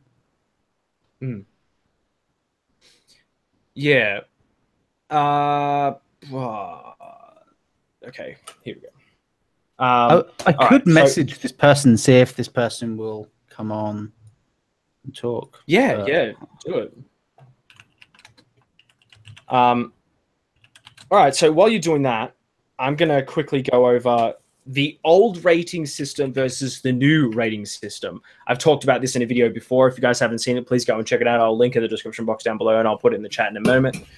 But for right now, let's go through the old rating system. This would make things a little bit easier for you to sort of know what it is I'm referring to when it comes to an algorithm being able to tell what's going on in the video much easier, rather than just outright flagging it as this is too intense or too vulgar or to whatever. Now, so basically, let's take Spider-Man here, for example. Now, as you can clearly see, the rating PG, now, as you can see, it classifies it as PG with medium level violence. We can't even see the PG. Oh, yeah, I see it now. And let me put this. Okay, so it's very blurry because my camera sucks balls. There we go. It cleared up. Medium level violence, sexual references, and low level coarse language. Now, obviously, still PG rated, but if you want to do this stuff on YouTube, you're instantly going to get demonetized because there's violence in it. Doesn't matter how much, there's violence in it. If there's violence in it, it's not PG anymore. It's not for a teenager. It's purely demonetized. We know this because even even simulated accidents and stuff like that. There was a video that was going through an example of videos that get demonetized, even though it's a dramatic reenactment of something, blah, blah, blah, blah, blah. And let's take another example. So this is a movie that is MA rated. Just a comment here. I wonder if Crash Test Dummies got demonetized. Interesting. Well, we need to find that out and discuss that further on another date. Definitely, it would be interesting to find that out. That's for sure. But then again, we have certain add-ons for Google. For Google Chrome that don't let us know if a video is being demonetized or not. But okay, this is clearly the difference between the two of them. Is that one is PG, one's MA rated. MA means that a person under the age of 15 here in Australia cannot watch this movie, or buy it or whatever. But as you can see, it stipulates here that it's got stop moving. It's all fuzzy. High level violence, drug, coarse language, and drug use. High level on all of them, because the content in it is here in the U.S. Well, no, actually, sorry, what did you say? That would be NC-17, I believe, in the U.S. No, this would be NC-17. Oh, well, yeah, now it would be. So basically, the difference between the old rating and the new rating, this is the old rating, where it's not colored. It's just got everything just plain text. This is the new rating, where they try to stipulate everything with a color so that everybody can clearly see without missing anything. This is red. This is something your eye is going to catch. This is something that you cannot avoid seeing because it's very clearly on the front cover with a big red symbol. The PG rating is yellow. The M rating is blue. They've chosen very eye-catching colors to make sure that people can see what it is that the movie is rated. And the same thing goes for, let's say, End of Days as well. Strong violence, strong sex scenes, supernatural themes. They're very specific with what it is that they show. Now, if they were to do the same thing with YouTube, and you were to fill out a little thing per video and say, this is what the video contains, and if it needs to be reviewed, so be it, okay. But at least the video is then being looked at for those particular, criteria, but whether it be by a bot or whether it be by, I don't know, real person. And then obviously you can say that the video is satirical or not. If a person needs to verify that videos are satirical or not, okay. That would make things much easier, because then a person is, looking at the moral differences rather than letting a bot look at it. A bot can go through categories of certain things, analyze a video, and stipulate whether or not it is low, medium, or high. They can go through those particular things. I forget the word. Characteristics of a video. Characteristics? Details of a video. I'm getting We are sidetracked, for the first time. We're very sidetracked right now. What was that, sorry? We are very sidetracked. Our original discussion was on the documents. This is quite true. The tangent. Yes. Well, okay. It's not exactly a tangent from it, because this is something that also I think needs to be discussed. Like there was a doco that I watched on another person's Rabbit stream earlier today, where they discussed what was the doco? The doco was called "This Film Is Not Yet Rated," and they said that the rating system cannot be discussed without discussing censorship. And I think this is where the topic of conversation has kind of gone into. Like, the censorship discussion was first, how we're talking about leaked documents which pertain to censorship and various other things, and then you end up going into the discussion of ratings and other things that could potentially link themselves. So it's not really a tangent. It's kind of just something that pertains to it that's not exactly the same topic of conversation. And I think a lot of people think this is real, these documents? I don't think so. What do you think, Llama? Hard to say. I think parts of it look real. Whether or not it is real, I don't know. I can't confirm or deny. But parts of it does make me very suspicious to its legality. I would have to get in contact with the person and actually question him on the issues I have. Yeah. Yeah, because I think if we had anyone who's a proofreader, or we've got someone who writes documents similar to this, I can't imagine any of them saying that this is something that they would let go through. You know, they would be I like, did, however, see a comment a while ago saying that this might just be a first draft for something. but they've still sent it out to people, right? Because this is a Yeah. leaked document that someone received. Yeah, but This isn't like someone yeah, hacked right, into right. YouTube This and is, stole documents. yeah, this was sent out. Yeah, Yeah. that wouldn't make sense.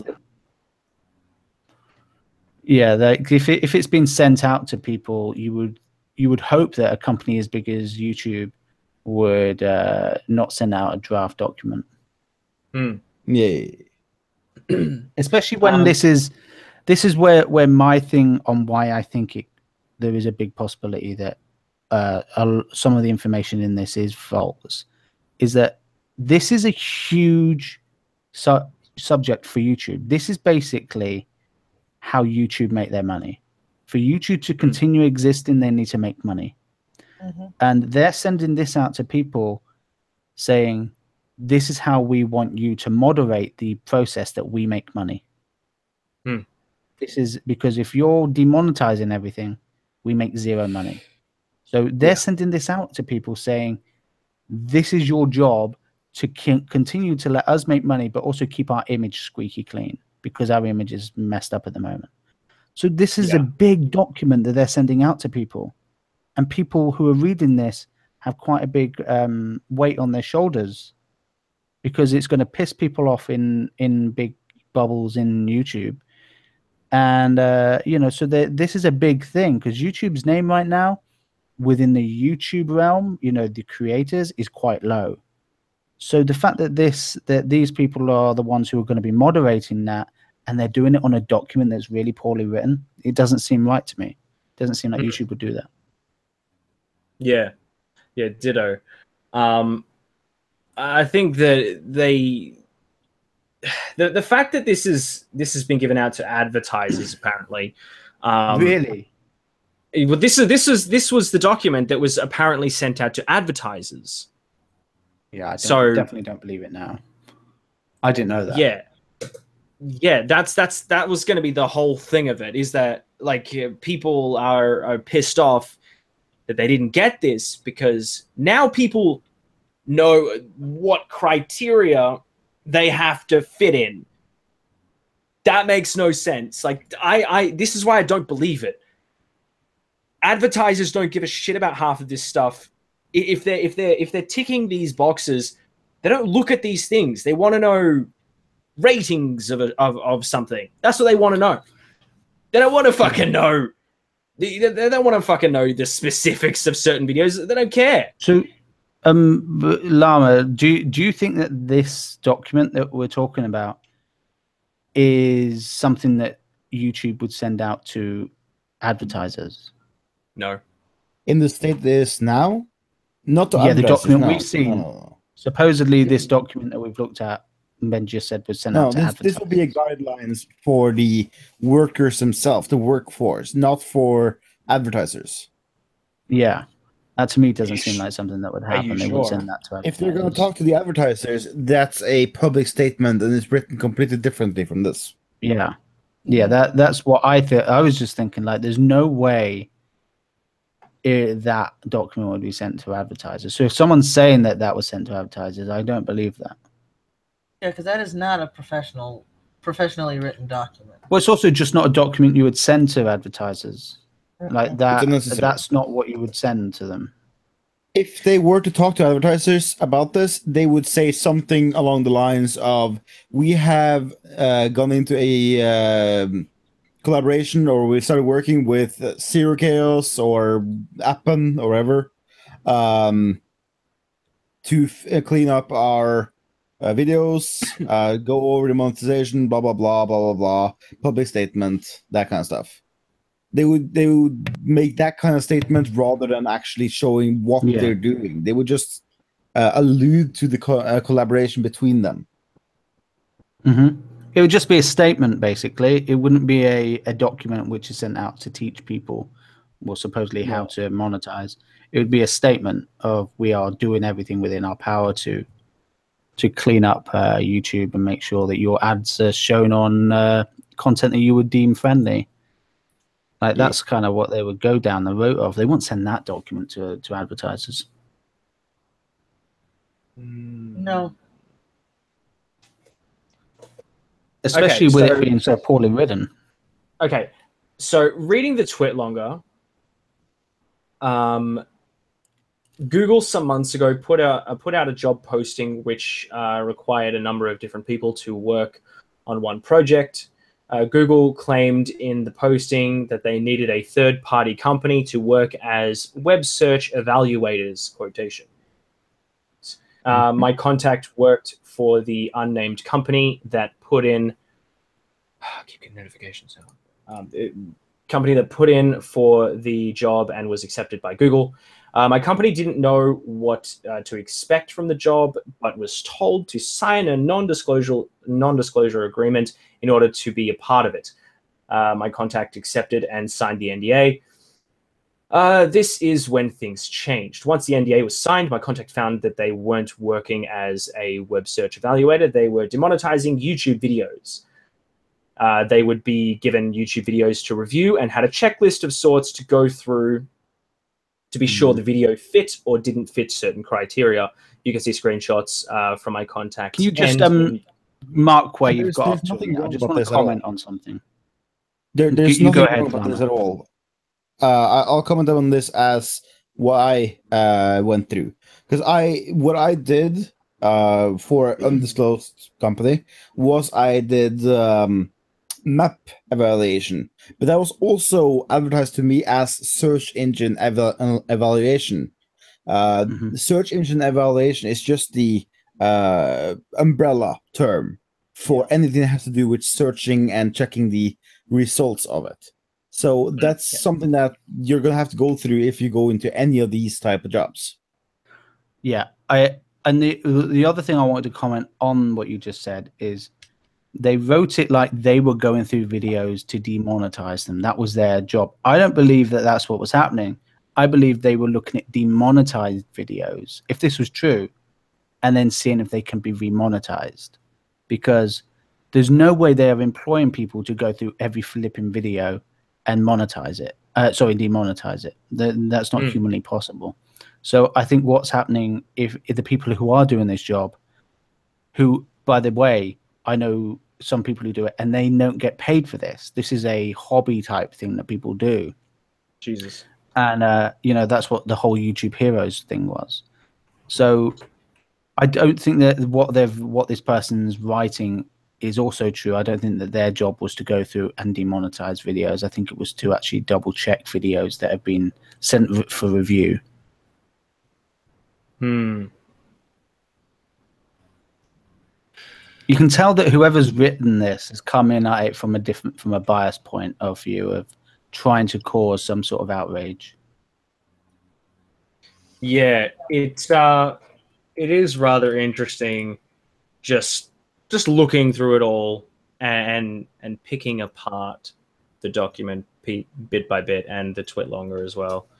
It is rather interesting to just, do what it is that we're doing. I like talking about this sort of shit from time to time. Cameron and I talk about this sort of stuff all the time as well. And Llama and I have been discussing a few other things as well behind the scenes, which has been quite interesting.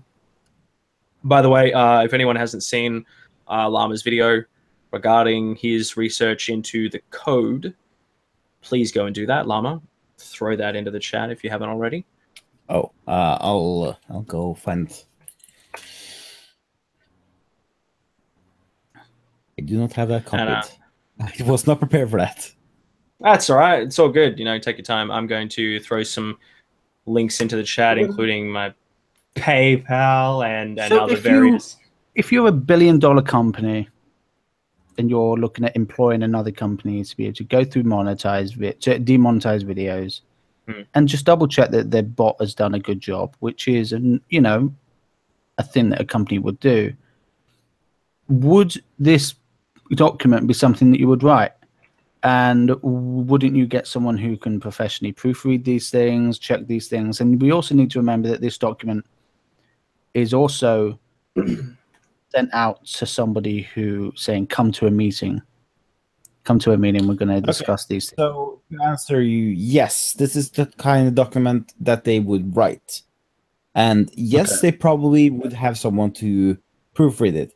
But these documents go through many iterations. I have, through the time I was working with my project, received at least 10 different documents with different changes, minor and major changes to the document. So this is something that goes through iterations. However, I do feel that the lack of proofreading is suspicious at best. Yeah. Sorry, I'm just throwing out links into. Yeah, for mine, put Copper's channel out there. Oh yeah, true. No worries. In that case, I shall. If anyone has not checked out Coppercab's channel, please do so. YouTube.com/ginger. Yeah. Easiest URL to remember ever. Yeah. Well, he's got two. He's got Ginger and he's got Coppercab. He's got both. Yeah, I don't know. I feel like, in my personal opinion, not only are the documents poorly written. Actually, no, I'm going to continue this just a bit longer. One of the most important things to take away from this is that if the person reviewing the video wouldn't feel comfortable watching the video in public, it should automatically be demonetized. Nope. My contact stated that the company told them that if they were on the fence about a video and didn't really know if it violated any of YouTube's new rules, quotations, to demonetize the video anyway.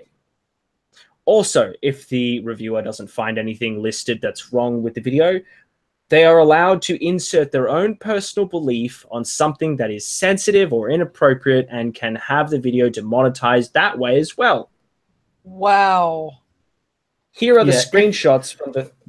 Remember, that may not be true. Like, let's not get too freaking hyped about that bit. This is what I... See, this is the reason why I wanted to read this out, is because even though it is infuriating to hear this, if it's real.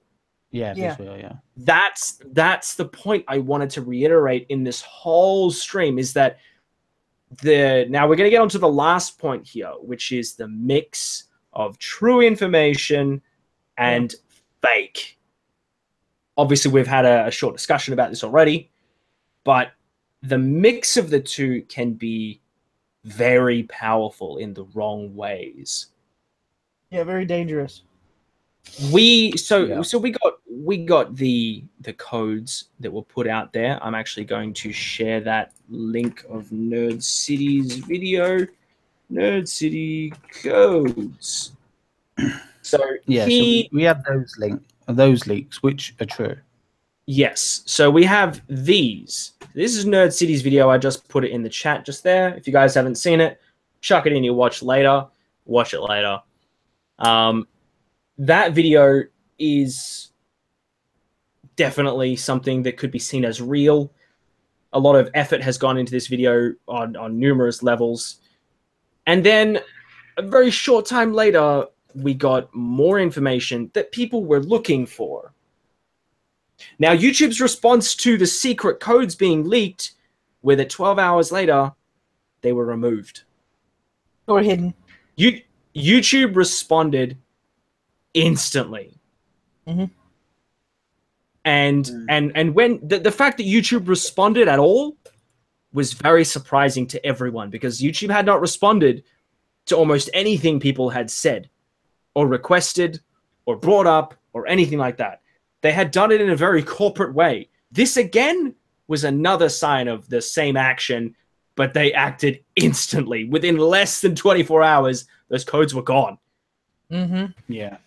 Now, these documents, on the other hand, they haven't said anything. No, they have. What did they say about it, actually? It's probably interesting. Let's have a look. What, they have sent something about this? In YouTube. Yeah, I'm pretty sure they said something about it, but it was not... memo? Maybe. Let's have a look. Oh, if they did, then that's interesting. Yeah, I was about to say that would be very interesting. 10th of December. technical issue. Refresh. Team YouTube. No, they haven't said anything. Yeah, I didn't think they had. Wow, I'm actually amazed they haven't said a single word about it. Oh wow, they are replying to And tweets. no, apart from Onision, who commented on it, but said he doesn't think it sounds like it's not true. He said something along those lines. So the one person who has commented on it, who was mentioned, has said it does sound like something that's not true. It kind of makes me also think, yeah, like no one else. Like, can you imagine if a real document was released naming Keemstar in there? Keemstar would be all over that. He would be. Yeah, that's it. See, that's another thing I also wanted to mention is that I mentioned it earlier. Keemstar has been mentioned in this document. Why isn't he talking about it? Why?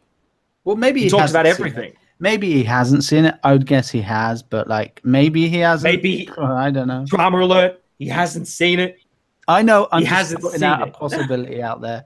It is a possibility he hasn't seen it. Come on, man. I know. It is everywhere, dude. And again, going in that bubble, the bubble thought process, he's in that bubble. He is, yeah. Shitloads of people, no doubt, have tagged him in that. Exactly. That is true. It is. No way. There's no way he hasn't seen it. And no websites have brought it up. No websites have mentioned it. There's no, you know, you would think somebody would talk about it, right? Well, let's see if websites have talked about it.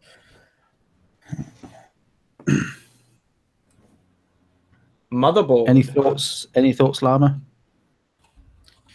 No, to be honest, I think if he doesn't address it, then either it's hard to judge based on that because he's definitely seen it. And I know he would definitely talk about it if it was a real document. But yeah. I think he also will talk about it if it's a fake document. Because it's still something that's being, associated drama. He doesn't want to get trolled. He doesn't want to get trolled.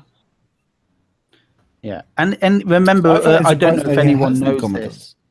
I don't know if anyone knows this, but Keem now has a vlogging channel, which he uploads, daily.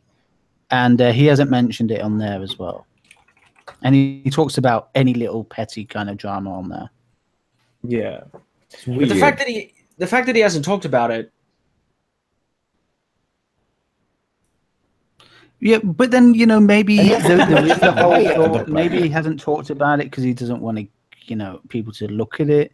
He doesn't want to give it any kind of credence that people are going to be like, oh, well, what's happened to Keem? Why are they talking about him? Maybe there is that angle, but I highly doubt it.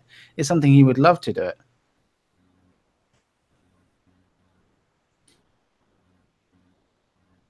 I just see him not commenting on something that addresses him. Because, in my opinion, not commenting on it is worse than addressing it. Because if you don't comment on it, rumors will spread and you're not addressing any of it. Your microphone is fucking up. Yeah, your mic is kind of going a bit funny there, Llama. He just dropped instantly. I think he's just like, okay, I'm out. He'll come back. He'll come back, yeah. Oh no, we've lost it. Oh, there we go. He's back.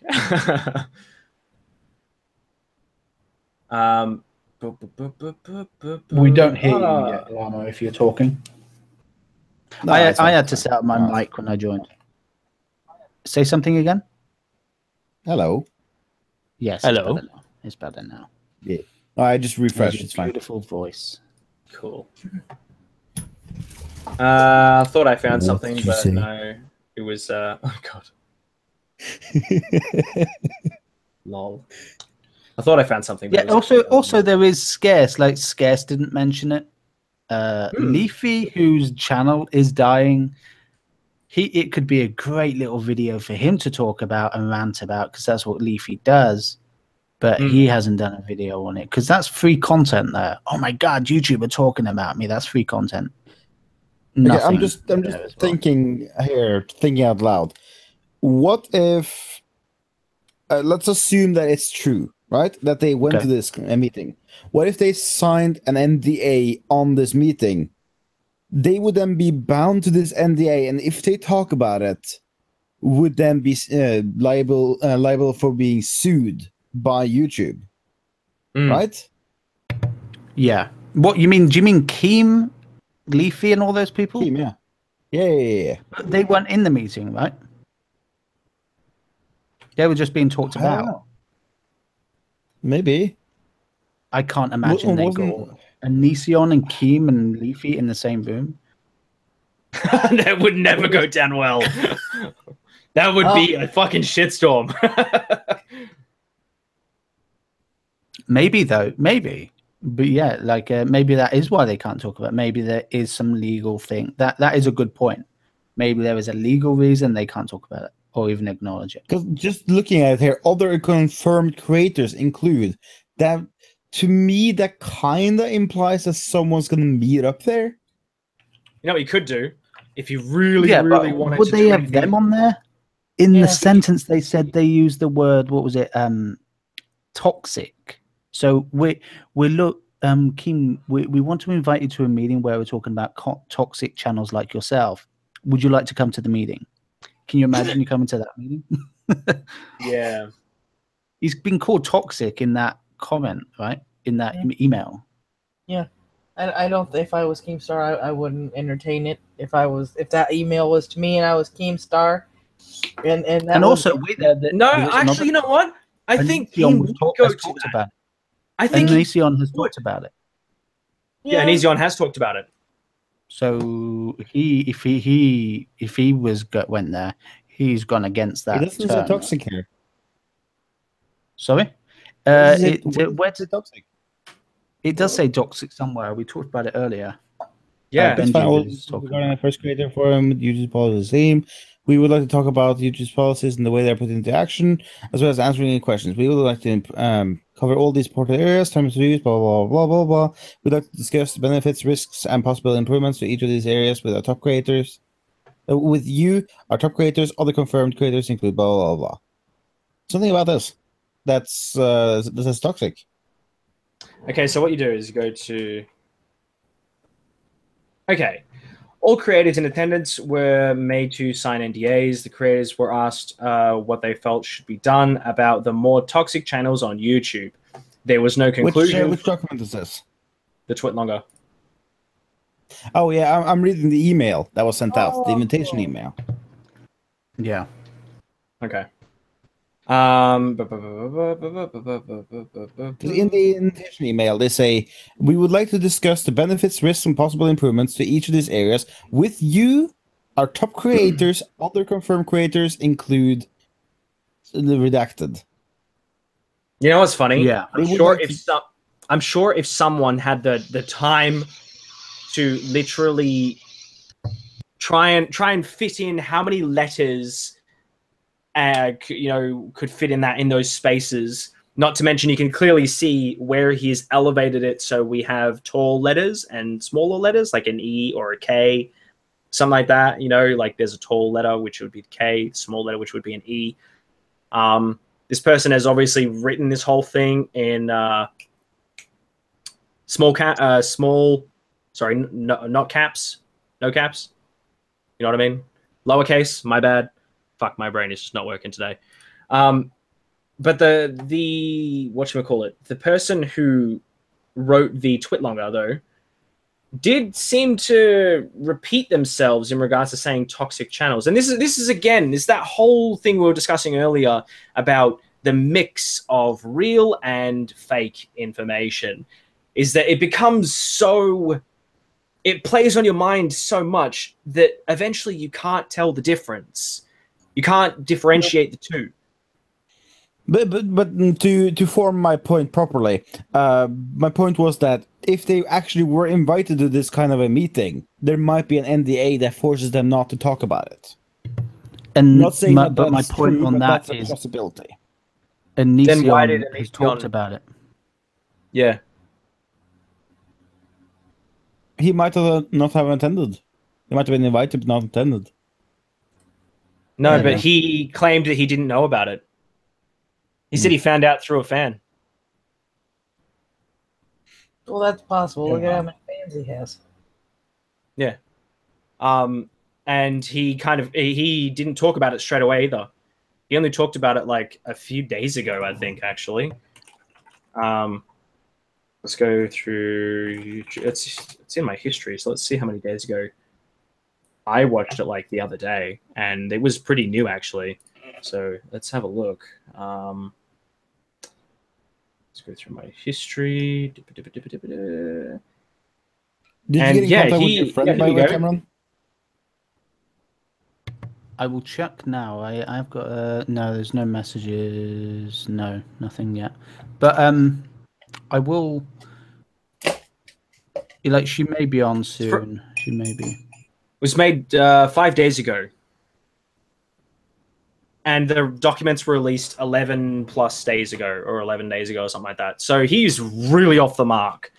If he really wanted to, make any money from this, he missed his chance. Which means I don't think he really was aware of it. You know what I mean? Like, he didn't even know one of the YouTubers' names that were mentioned in the document, which means he hasn't said it himself. Like, he hasn't seen it himself, sorry. Hey, Skyrim Barbie, what's cracking? Yeah, leaked documents. Okay, so actually, you know what? I'll throw the twit longer in the chat there, so you guys can check that out. If you guys want to check that out, feel free. Also put the screenshots that someone, I think it was Llama, uploaded. Yeah. All right, and yeah. You have the lists of them. Yeah, to me it just seems maybe there is a real document, but maybe this is an edited document, and somebody is trying to create drama through saying these things, trying to get some attention. No, carry on. Sorry. I finished. Yeah, I basically said the same thing to someone else in the DMs on Twitter.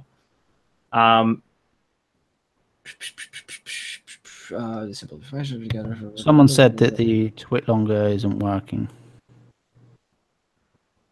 First link isn't working for me. It says post no longer. But really? Well, I'm gonna fucking.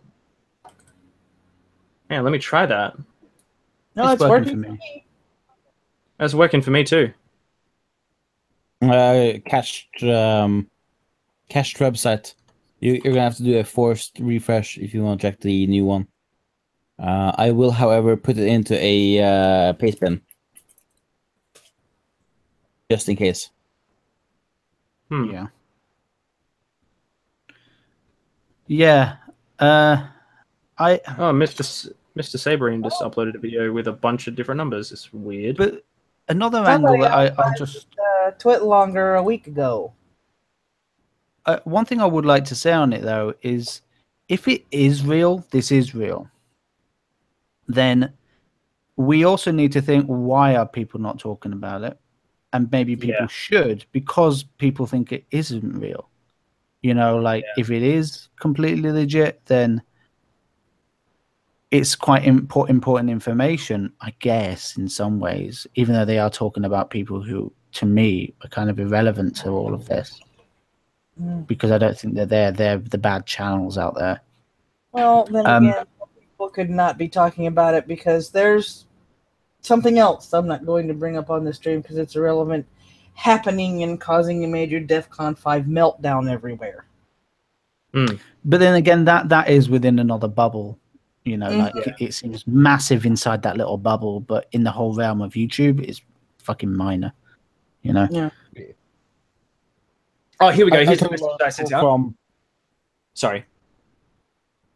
I talked to a lot of people that are not in like our sphere, our bubble, and they didn't even know that what you mentioned, Madwoman, was going on. They were like, "Huh? Yeah, shit's going on over there." Yeah. They're doing their own things. Okay. To us, it seems huge because everyone we know is talking about it. But like, this is a very small. You know, there's so many little communities within these things. Like, I bet if you were talking to someone who's in a different community, I don't know, fidget spinners, you'd have no idea who the biggest fucking YouTube fidget spinner is. You know, Yeah, we have no idea. Yeah. But someone's got some 4-pronged fidget spinner out there, and like they're causing drama. You know, like to them it would seem huge, but to us, we have no idea. You know. Yeah, exactly. No, that's a good point. It's a good point. I guess this is the message I put out. Pretty sure everyone got this same one.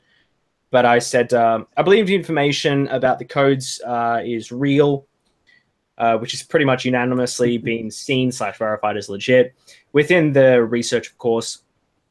But the leaked documents plus secret YouTube meeting, I believe this portion of information is partially or all fake because professional companies such as YouTube or Google would not use certain words or descriptions within the layout we've been provided within the leak. It seems that whoever has constructed it has seen an original YouTube document and has reconstructed one with a certain agenda of their own in mind.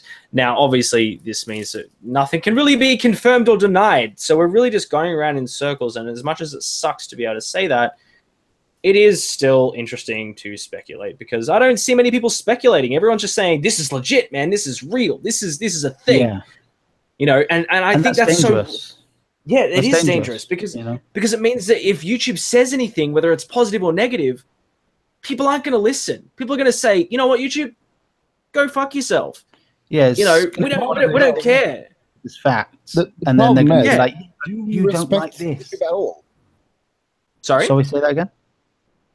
Do we even respect YouTube at all? Have they given us any reason to believe in anything they say? Not really. But it also doesn't mean that we should just believe everything people say about them. Of course not. This is true. This is the point of this discussion, is that people need to start using their brains and not just relying on everyone else's information. Like this is where I'm going to bring up Philip DeFranco's catchphrase, which is, I want to pass off the discussion to you. What do you think about this thing? See, now the fact that he says that he wants the discussion to be continued by the audience means that he's asking people to form their own thoughts and opinions, not just take what he said and then just blurt it out to the next person. You know, he wants people to think of actually constructed thoughts by their own brains. Mm-hmm. This is what needs to be done more often. Most YouTubers don't really give people that. They don't openly give them that offer or ask them. They don't actively ask them, for the most part anyway.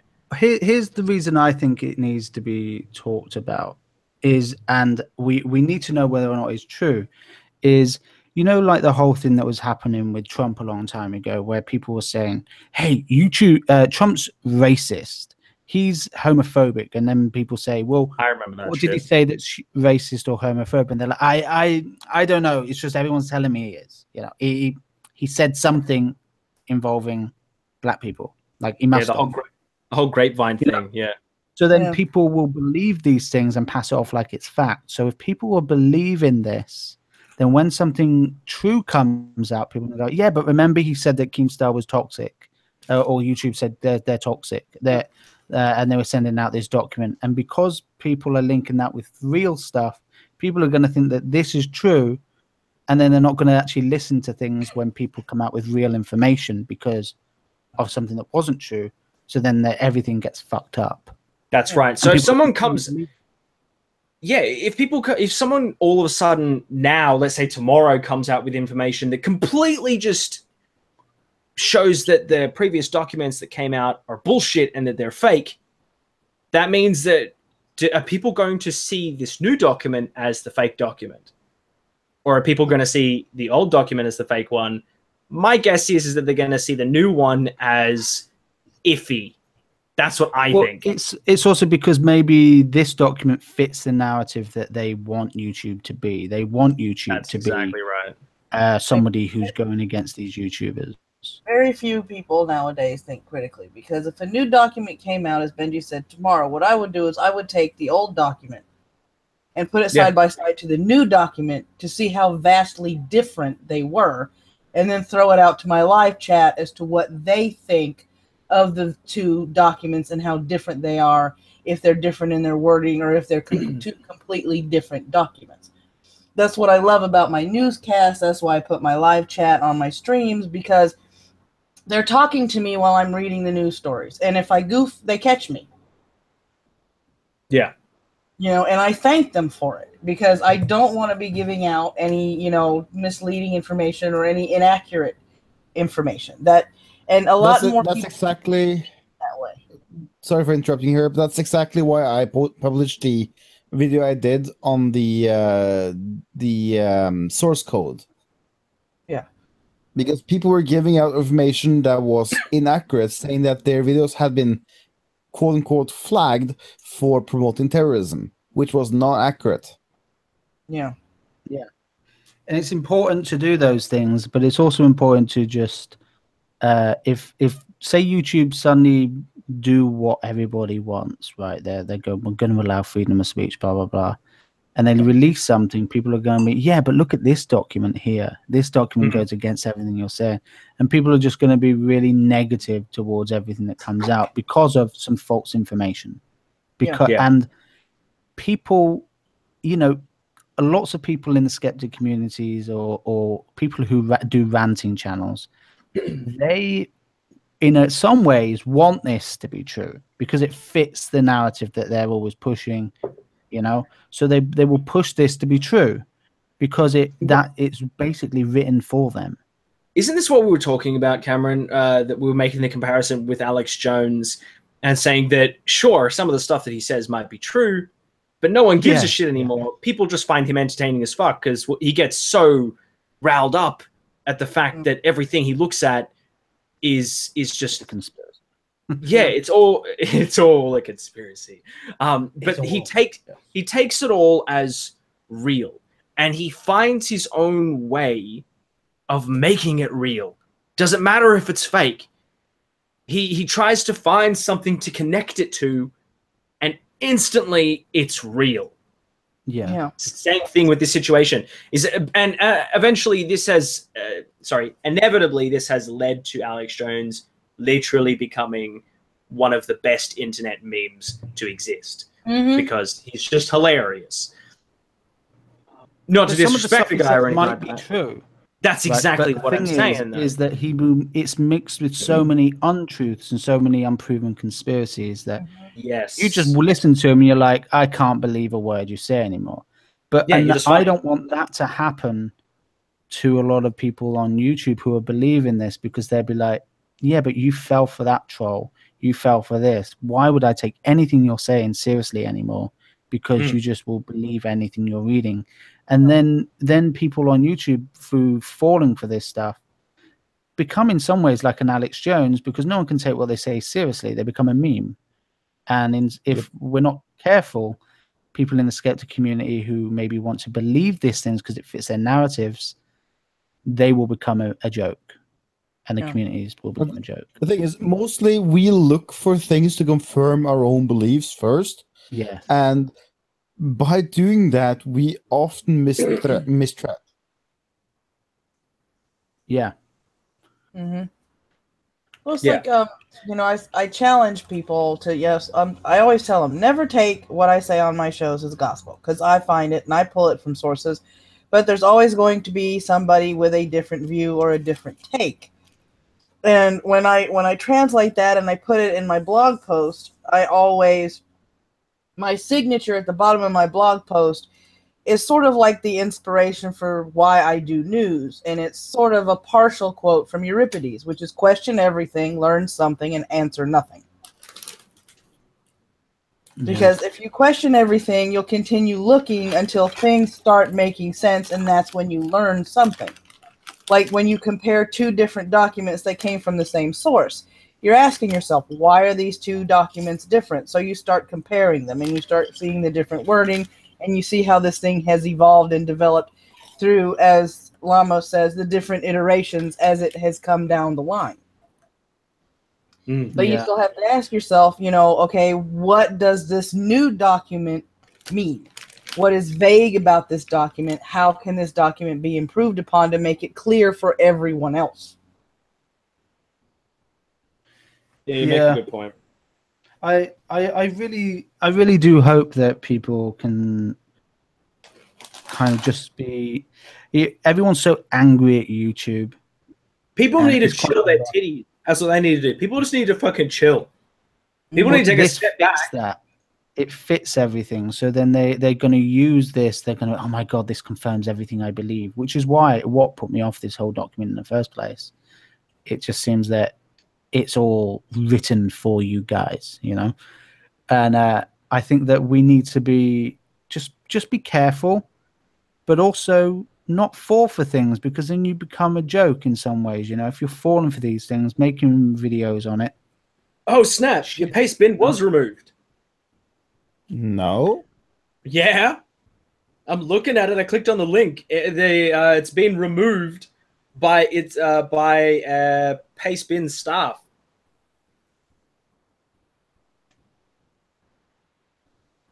You serious? Yeah. Yeah, it is right. Yeah, it's been removed. Lol. What the fuck? Why? That's random. No, it says it's either expired, removed by the creator, or removed by Pastebin staff. Expired. It was posted 20 That minutes is ago. not expired. It was not expired. It's set to exist forever. It's not expired. Lol. What the fuck? Oh, that's Pastebin hilarious, doesn't bro. do this.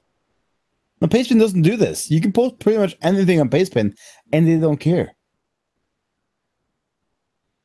So why was it removed? Conspiracy theory. Alex Jones, bro. Dun dun dun. It's gay that folks, is gay creepy folks. as shit. What the fuck? That's actually gay folks hilarious. are coming. What the Now, fuck? the archive link I put in the Hangouts chat is the archive of the Twitlonger that got taken off of the paste bin. If you guys want to share that out. I know how's Reg. I don't want the bunny chemicals in the water. That burn the friggin' frogs gay. Fucking hell, though. Catch line of this. He will not be remembered for the good things he's done. He will be remembered for putting chemicals in the water and turning the frogs gay. I love that remix that person did. Was it Pace Boing or something? Yeah. Pace Boing. Ah, God bless you, dude. He's never going to see this video, but still. It was a good video, though. All right. Well, I'm pretty sure we've gone round and round and around and around the merry-go-round numerous times. As much as I would love to continue. Also, it's like 4 a.m. there. Yeah, I was gonna make lots of other comparisons and stuff like that, but I'm pretty sure I've discussed everything we really need to discuss. Yeah. I think maybe some new information. Maybe Llama will talk to this guy, and maybe we could have a chat. But we all always need to be careful with everything that with what we read, especially when it fits what we're looking for. We really do need to be careful. For the love of God, people, please use your brain first. Yes, question everything. Yes, question everything. Use your brain. When it comes to this sort of shit, don't go with your emotions immediately. If you go with your emotions, shit's gonna get out of control. Period. As evident when it comes to countless pieces of drama news and even legit news like the censorship issue. People got very overly emotional about it, but did they do anything about it? Fuck no. Yeah. So, people really do need to start thinking about the things that they put out there properly. That people need to analyze things. People need to question things. People need to continue to ask questions. Go from there. I'm going to say something here. So we have to be, dare I say it, skeptical. Ooh. You said the S word, Llama. Do the X-Files music. It's like when everybody was freaking out over the whole net neutrality thing, me and two friends gathered as much documentation as we possibly could, and that's how we came up with the live stream covering everything about net neutrality and explaining to people what exactly it was. And people were still like, no, you're lying. You're wrong. I can't possibly be right. We're still going to continue to believe these people over here. And I'm like, did you not understand anything we just said in this 2.5-hour live stream? Lol. People, man. People. Except for you guys in the chat. You guys are fucking awesome. There is a reason why I never made a video about net neutrality. And that is, I never felt like I had enough information about anything to make a informed stance on it. Yeah. Fair point, actually. I actually would agree with that. Yeah. Because, you know what? Maybe it's for another stream. But if you guys want me to talk about net neutrality, I can talk about that shit. Because, whatchamacallit, here in Australia, oh, damn. That bloody internet. That internet, yo. Oh. Gay. Hey, Benji, do you want my 500? Go fuck yourself. Yeah. Hush. My internet right now is about 3 megabytes download speeds. Not even kidding either. Like, it's not a joke. And maybe, I think today it was like 0.5 megabytes upload speed. That's 0.5. Not even 1 megabyte upload speeds. That's why I can't use the fancy OBS with this. I was going to have a layout and everything, but I have to go with Google Hangouts because Australia, 10 years behind everywhere else. I could move to Kenya and have better internet. Not even kidding. Benji hates Australian internet. Confirmed. Yeah, man. Yeah. Help me out. Donate to the cause. Madness. Mad woman. That's not very skeptical of you. You can't just make assumptions. Anyways, I'm gonna have to scoot off now. It's like late as fuck. It was nice talking to bed for a long time. Llama. Yeah, man, it was awesome. Yeah, we'll have to do something else like this. Like, I'm sure more drama will come out that we can just look at from a different standpoint. I think it's always interesting to do. Net neutrality is definitely going to be a big discussion at some point very soon because but it's not over here. Like, that's for Americans. Well, maybe, but see, the reason why I like talking about it is because we are affected by that here. Not the thing that's happening right now. We've already been affected by it. We don't have net neutrality here. I can tell you that right now. Like, we don't have it. We have internet speeds that are so damn slow. Sorry, Llama, I will say goodbye. Anyone who hasn't seen, anyone who hasn't checked out Llama, go check out his YouTube channel. Go check. All the links are in the description box down below when this video ends. I don't know if they're all there right now. If they are there, please go and sub to him. Go and check. What? LOL was censored? Are you serious? In the chat right there? Come on, man. See ya, Llama. Have a good sleep. Bye, Llama. Yeah. See you guys. Take care of yourself, dude. So, like, yeah, like it's sad how our whole system is set up. It is retarded on so many levels. I could really go into an actual rant about this shit. Everyone fucking knows it. And we'll leave that for another stream. Maz guy, she said the internet is mostly based in the US. Like, it's not true.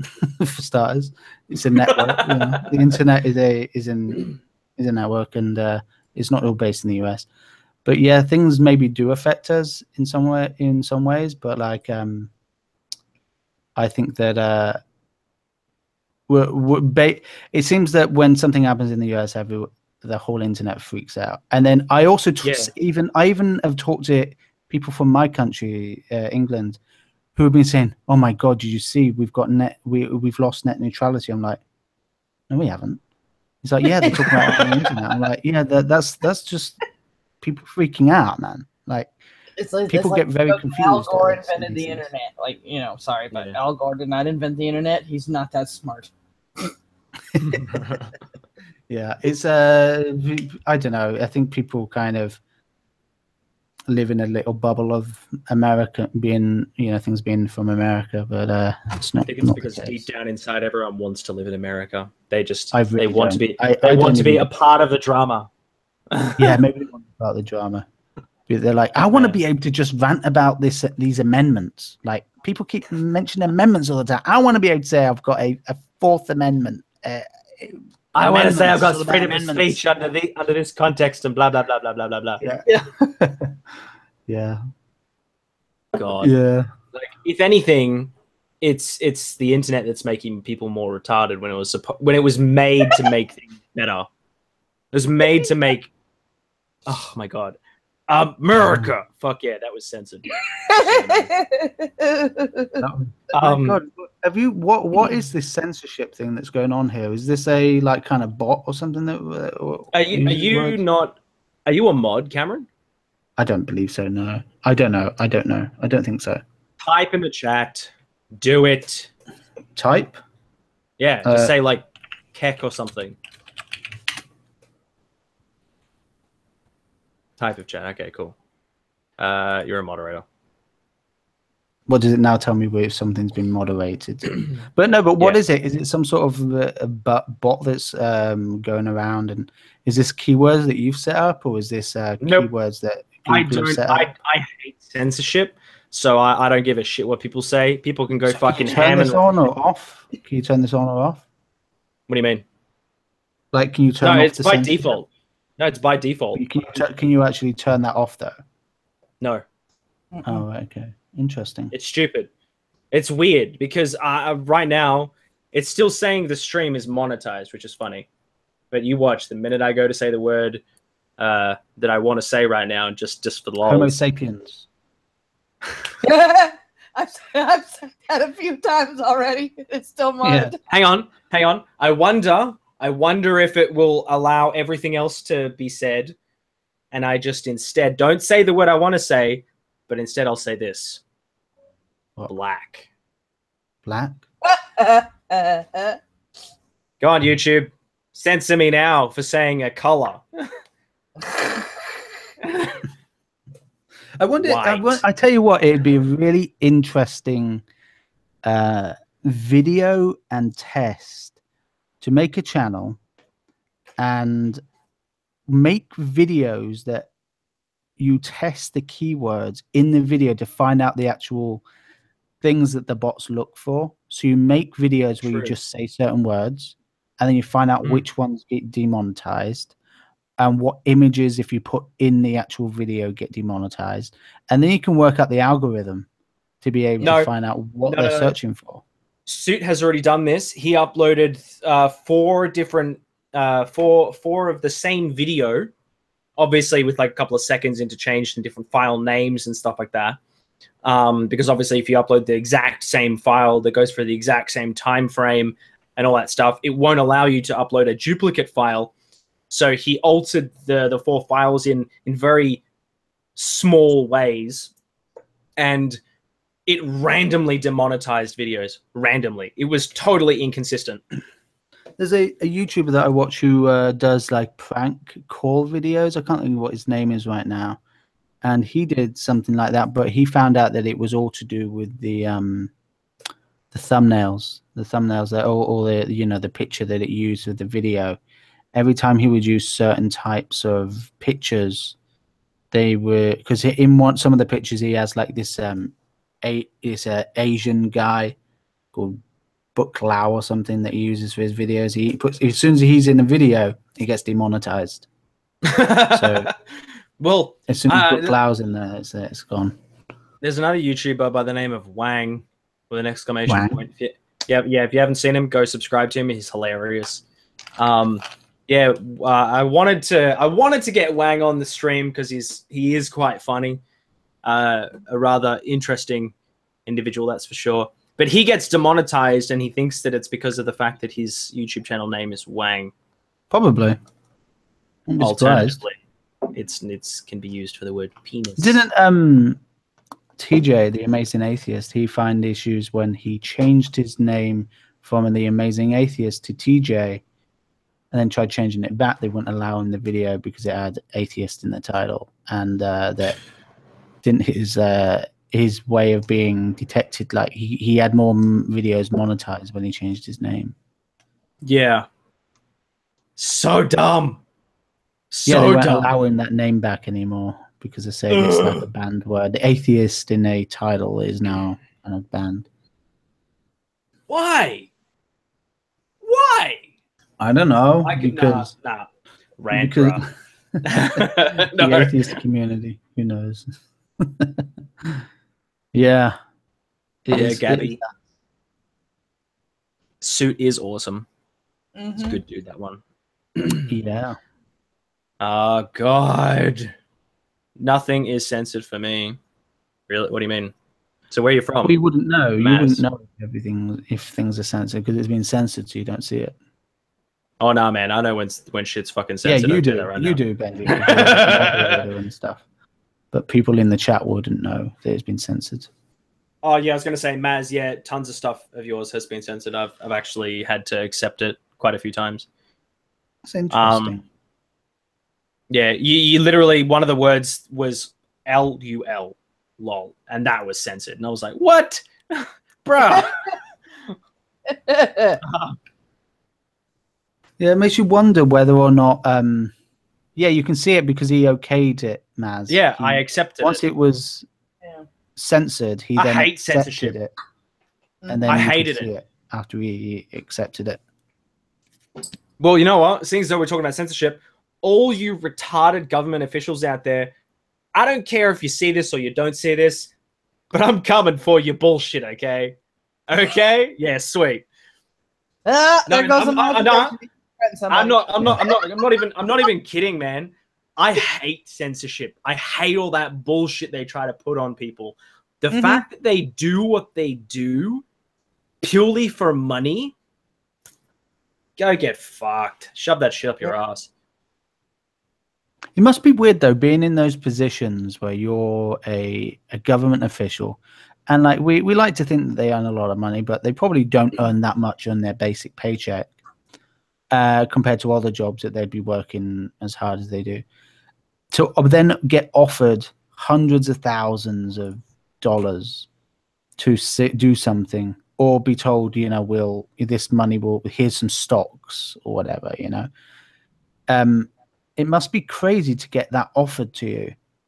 And then for them to, and then I bet they have people going, yeah, everyone else is accepting it. You just accept it. Like it's going to go through anyway. You might as well accept it. I would love to be on.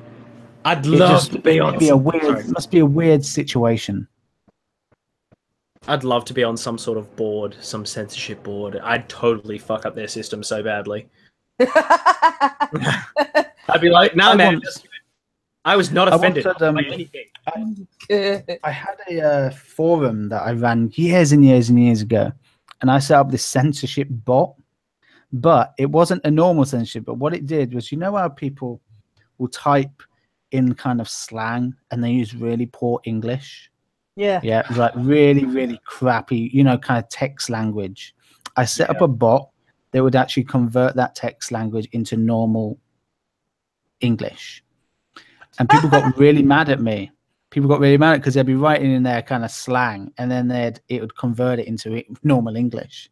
So, and people got really upset about that because I was getting so annoyed with it. And every time someone would write something, I'd find out, oh, that's meant to mean this. Then I'd get it to change it. And people got really upset at that censorship. So, yeah. I get annoyed at stuff like that. My son laughed at me because I grew up in a house with an English major. So there were a lot of things I could not say. If she did not consider it proper English, it could not be spoken in the house.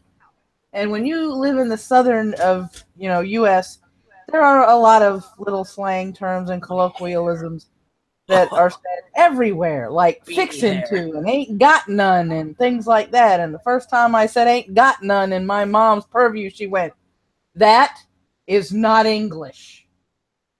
And I went, oops. You should say, "No, mother, that isn't English."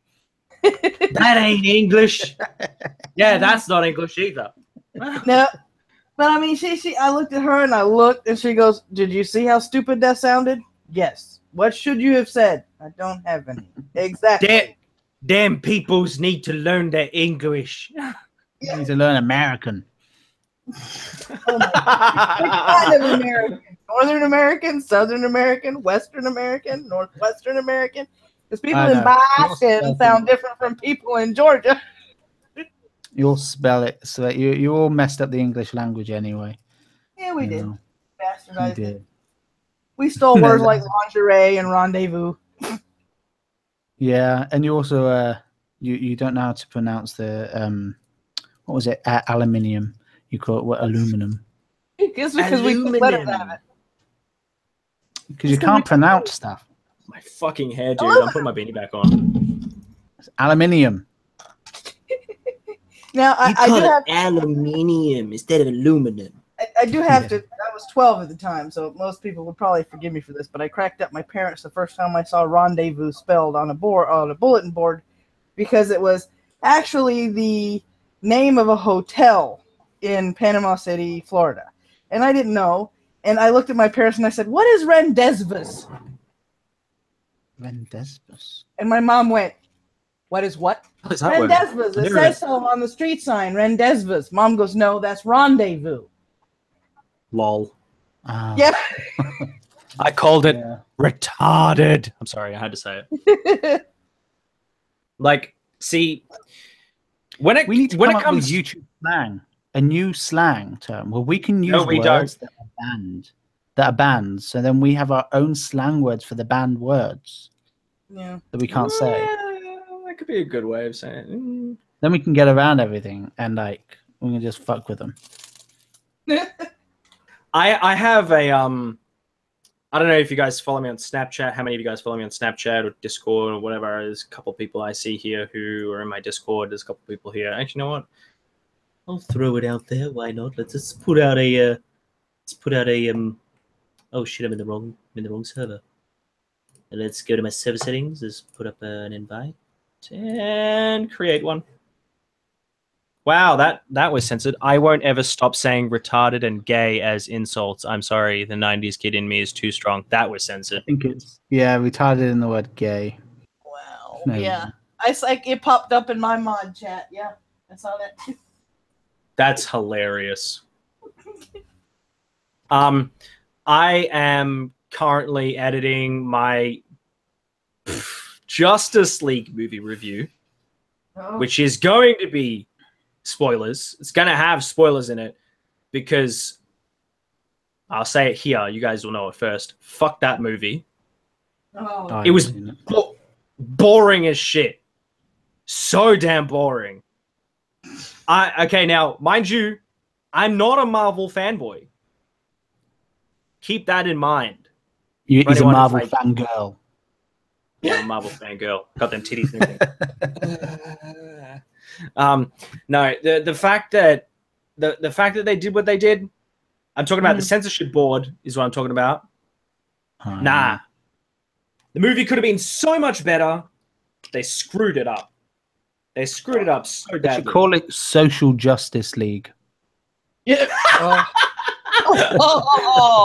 That's what they should call it. I think I'll call the video that. Legit. Social Justice League. Yeah, man. And I've said this with other friends. When it comes to trademarked Marvel's extended universe and DC's cinematic universe, DC tends to get closer with their storylines when they animate their movies. Oh, no, but they're completely different, though. But when they do it on live stream, when they do it on the big screen, it just gets all screwed up and lost in translation. Yeah. Because of the different pressures. Marvel's doing it right on the big screen. Now, there are certain, as I would like to say, poetic licenses or creative licenses that I will give to a point. Like, at least keep the character's backstory accurate. Oh, no. The one, it's like the one thing that really bothered me about the first Batman franchise was when it was, here comes Barbara, and Barbara was Alfred's niece. And I went, what? She's but what? I disagree with you on this, though. Yeah, I was about to say, I don't mind backstory changes. I don't mind that. Yeah, because it's a different media. You know, like if you go from a book to a comic book to manga, whatever it is, every single media, you can just reinvent whatever you like, right? You can. There is no rules on like, and then if you were gonna do that, like how many different universes are there? Which one do you stick to? Blah blah blah. Like there's always reinventions, and we should always be allowed to reinvent things. And movies, sadly, are only 2 hours, if that. You have to be able to write something that works for a 2-hour bit of media, and not a book. A book is completely different. Yeah, well, when you translate a book into a movie, it's never going to be completely accurate because that book is going to make that movie, if you're going to make it completely accurate, 4 or 5 hours long just to get. Well, not just that. It's hang on. Hold that thought. Yeah. Hold that thought. Mm-hmm. Justice League was meant to be 6 hours long. What, Whoa. a movie? Well, there's no way that would have sold. No. The movie. It was supposed to be part 1 and part 2. Okay. Both parts being 3 hours long. Now, the reason why people hated the idea of that was because they thought that DC was copying Marvel. And so they said, no, we're going to listen to our audience who keeps complaining about everything. Like, not the audience, the Marvel people. We don't want to be, we want as badly as possible to not be associated with Marvel. We're going to do our own thing. We are going to fuck off the part 1 and part 2, and we are going to make one movie that is going to be at a reasonable length, which the audience keeps bitching to us about, saying that our movies are too fucking long. So you need to make it less than 2 hours long. So they made it 1 hour, 119 minutes long. 1 minute shy of 2 hours. No shit. Just to piss in the face of the company who was like, of Warner Brothers, who were like, you need to keep this movie under 2 hours. And they said, all right, fine. We'll make it 119 minutes and like 50 seconds or some shit. No joke. Look it up. Well, I watched it. I thought the movie was butchered. It was butchered, dude. And I'm going to briefly show you my notes that I made for it, because I don't make notes for movies, ever. I don't. This is my positives and negatives list. This is my negatives. This is my positives. Now, mind you as well, I tried so hard to find positives. There are too many negatives here. I don't want that to be the case. But they cut out so much that I felt that there was no choice but to give it more shitty, more negatives than positives. Yeah. You know what I mean? Like, okay, let me just like play a devil's advocate in it, right? Is these movies aren't necessarily made for you, right? Movie, right? So, you know, like with what you were saying about, you know, the translation from a comic to TV to movies. I don't know the Justice League comics. They are not made. You have those comics, right? No, I don't. You have those books. Nope. Stick with them. This is a different media, right? Yeah. But also, this is made for a different audience, right? This is made for, we're living in like an audience with the attention span of fucking 5 minutes. They can't even sit through a video that if it's over 3 minutes long. You know, we are in a different time now. This is the Facebook generation of where people just have such a limited attention span. So I think for us, people who enjoy, like I enjoy reading a lot of books, and I get upset when they turn them into TV shows and they do bad. But then I realize, hey, I've still got those books. I've still got those comics. I can go and read those. I don't have to watch these movies. Well, see, my theory, and I said getting upset about it. On one of my response videos to one of these, I think it was Dot Mike. A lot of people who don't read the comic books always have that one friend that does. And if that one friend goes to the movie, it's in theory the non-comic reader's litmus test to go to that comic book geek and go, you saw the movie, what was it like? Mm-hmm. Did you like it? Is it worth me going? And if that comic book geek goes, it was okay, I mean, it was worth a watch, they're going to go see it out of curiosity. But if that comic book geek rips it a new asshole, so to speak, and 7 Ways to Sunday goes, it's absolute trash, it's not worth your time, they're not going to go see it. So there has got to be enough in that movie to appeal to the comic book reader to go to their non-comic book reader friends and go, you've got to see this movie. But how many of them are there? How many comic book fans in that particular movie that's coming out, say Justice League, how many people are reading that? I bet you there's not that many. I bet you there's not, compared to the audience of movies. Hang on. I'm going to pull you both up here for a second. This is the argument that you guys are making. It's on my notes right here. Okay. So, I shit you not, dude. I don't do notes for movies ever because it's all up here. The minute I watch a movie, I know the script back to front, mannerisms, everything. I don't know why, but I just like that with movies. But I don't read the comic books, but I do know bits and pieces about the comic books here and there. Obviously, the various other movies I've watched and so on and so forth, and other channels that discuss these things, especially people like Kevin Smith and all, you know, what have you. Anyway, the second point I have here sitting in the negatives column is too many Easter eggs. They literally became the movie. Now that's your perfect way of being able to get both your mainstream audience that know nothing about it because they've only heard about these things or seen them in previous movies that Warner Brothers has made, like Green Lantern, for example. You see him for all of 2 seconds. Nothing more than that. But people know who he is, and people have seen him in other movies. Ryan Reynolds played Green Lantern, and people are going to be like, oh, fuck, is Ryan Reynolds coming back to play Green Lantern? No one's going to know anyway because they're not making another movie. So that's just one of the many examples. And then you have your nerds. Your nerds are going to be happy because they don't know what's going to be happening with the next movies. All they know is that they've teased at 50,000 different things. That shit's going to be answered. That's the thing that's really pisses me off. Shows like Justice League, I don't think are there. I think that they are more advertisements for the characters. So then you see that, and then it goes to you going to watch the solo movies. I think they're more advertisements and trailers. Because they're the ensemble movie before all the solos are out, you know, which is completely opposite from how Marvel did it. Marvel tied it in beautifully at the end to the point where, you know, I literally in a couple of Marvel movies before Avengers came out, when I would see other people leaving when the credits were rolling, I'm like, no, the good part isn't here yet. Sit down. We're not done yet.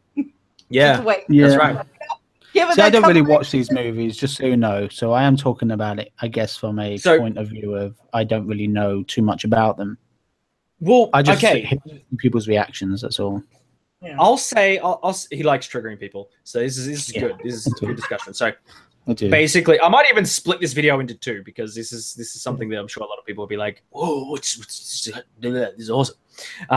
Anyway, some of the good points I think are completely warranted because it also not only shows that they had potential, but the actors themselves took the roles seriously because of the context of the film originally.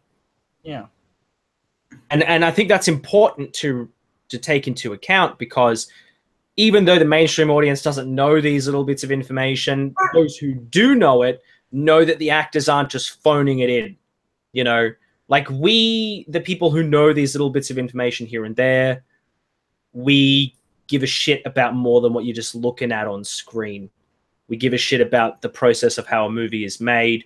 We give a shit about the little intricacies, the difficulties they go through in making a movie, changes they make sometimes, and so on and so forth. But when it comes to a movie of this potential magnitude, I say potential because I knew it was going to fail to begin with, but I didn't want it to. I wanted it to succeed with flying colors. Yeah. And I reiterated that numerous times over and over and over and over again. And unfortunately, what they decided to do with the movie made it fall flat on its ass. What's that? Is that a cable? Random? Looks like a plug-in cable. Plug-in cable. No. Okay, cool. The Flash and the visual effects of the Flash. It was funny. Cool visual effects. That's a plus. Aquaman, he nailed it. He nailed it, man. I'm not going to go through like all the dot points of everything because I want to save that for the review. But Aquaman was awesome. Surprisingly, really cool. However, he seems like a cool actor. From the guy, he's from Game of Thrones, right? He seems like a cool. Yeah, he's guy. He had sex with everyone. Yeah. Yeah. But yeah, Aquaman was cool.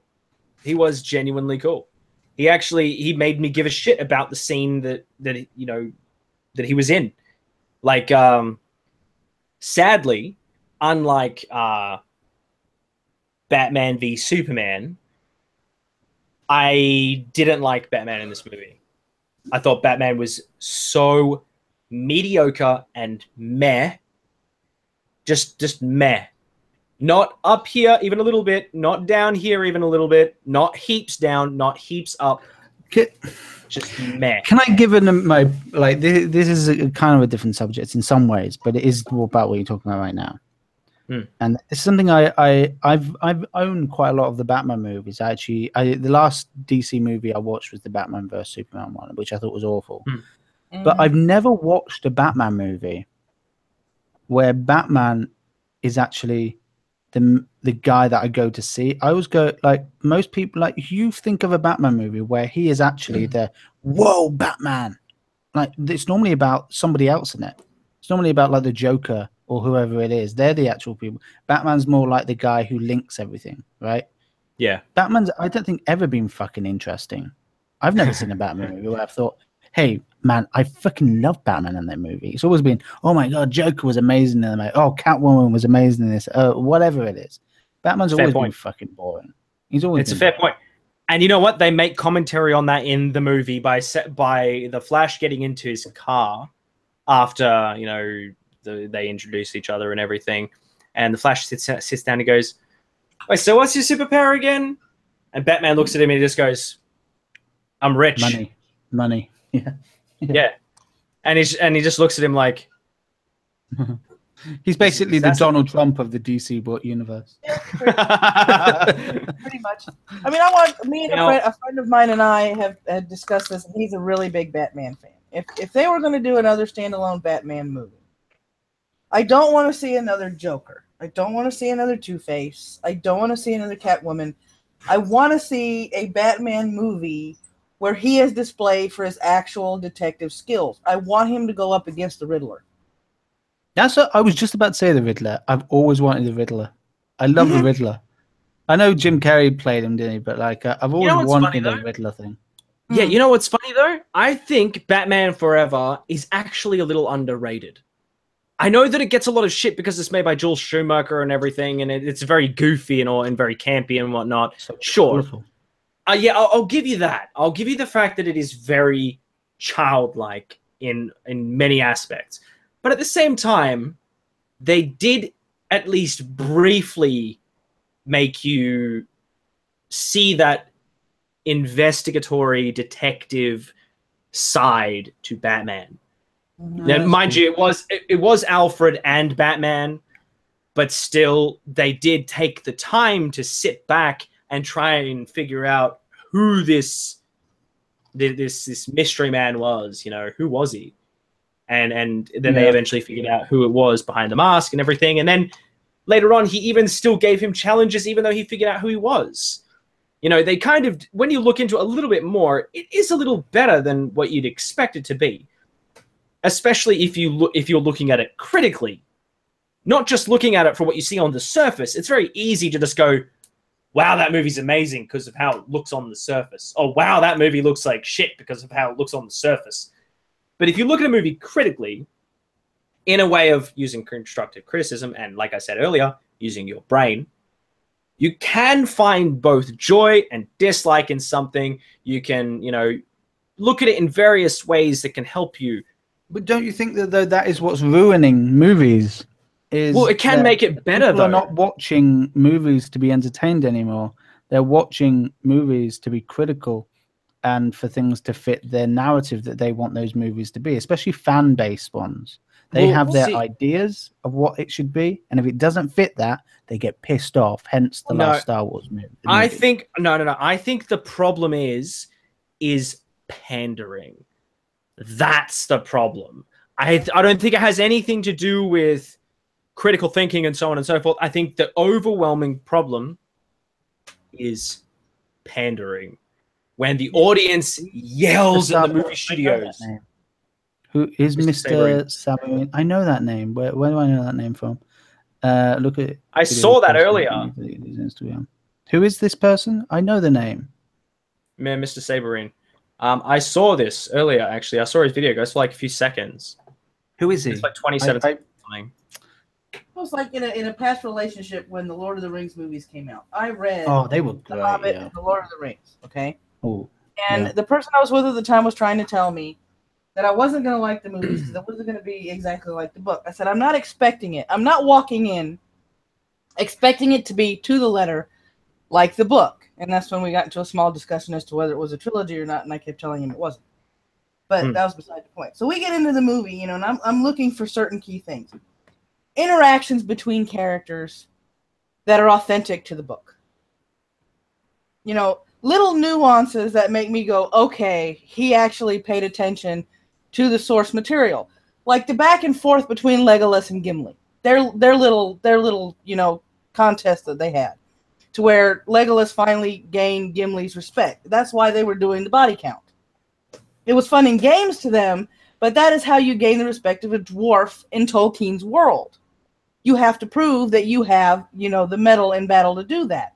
When they were in Moria, I was looking. One of my favorite parts of the book was when Mary threw the stone down the well, and it made a lot of noise. And Gandalf said, "Throw yourself in. Full of a took. Throw yourself in next time." And when that was in the movie, I was happy, not because it was a major plot twist to the movie, not because it made any kind of difference whether it was in there or not, but because a tiny detail was paid attention to. Exactly.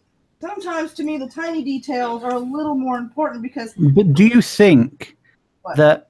How many people do you think of who watched that movie and liked it have actually read the books? I bet you it's a very small percentage, right?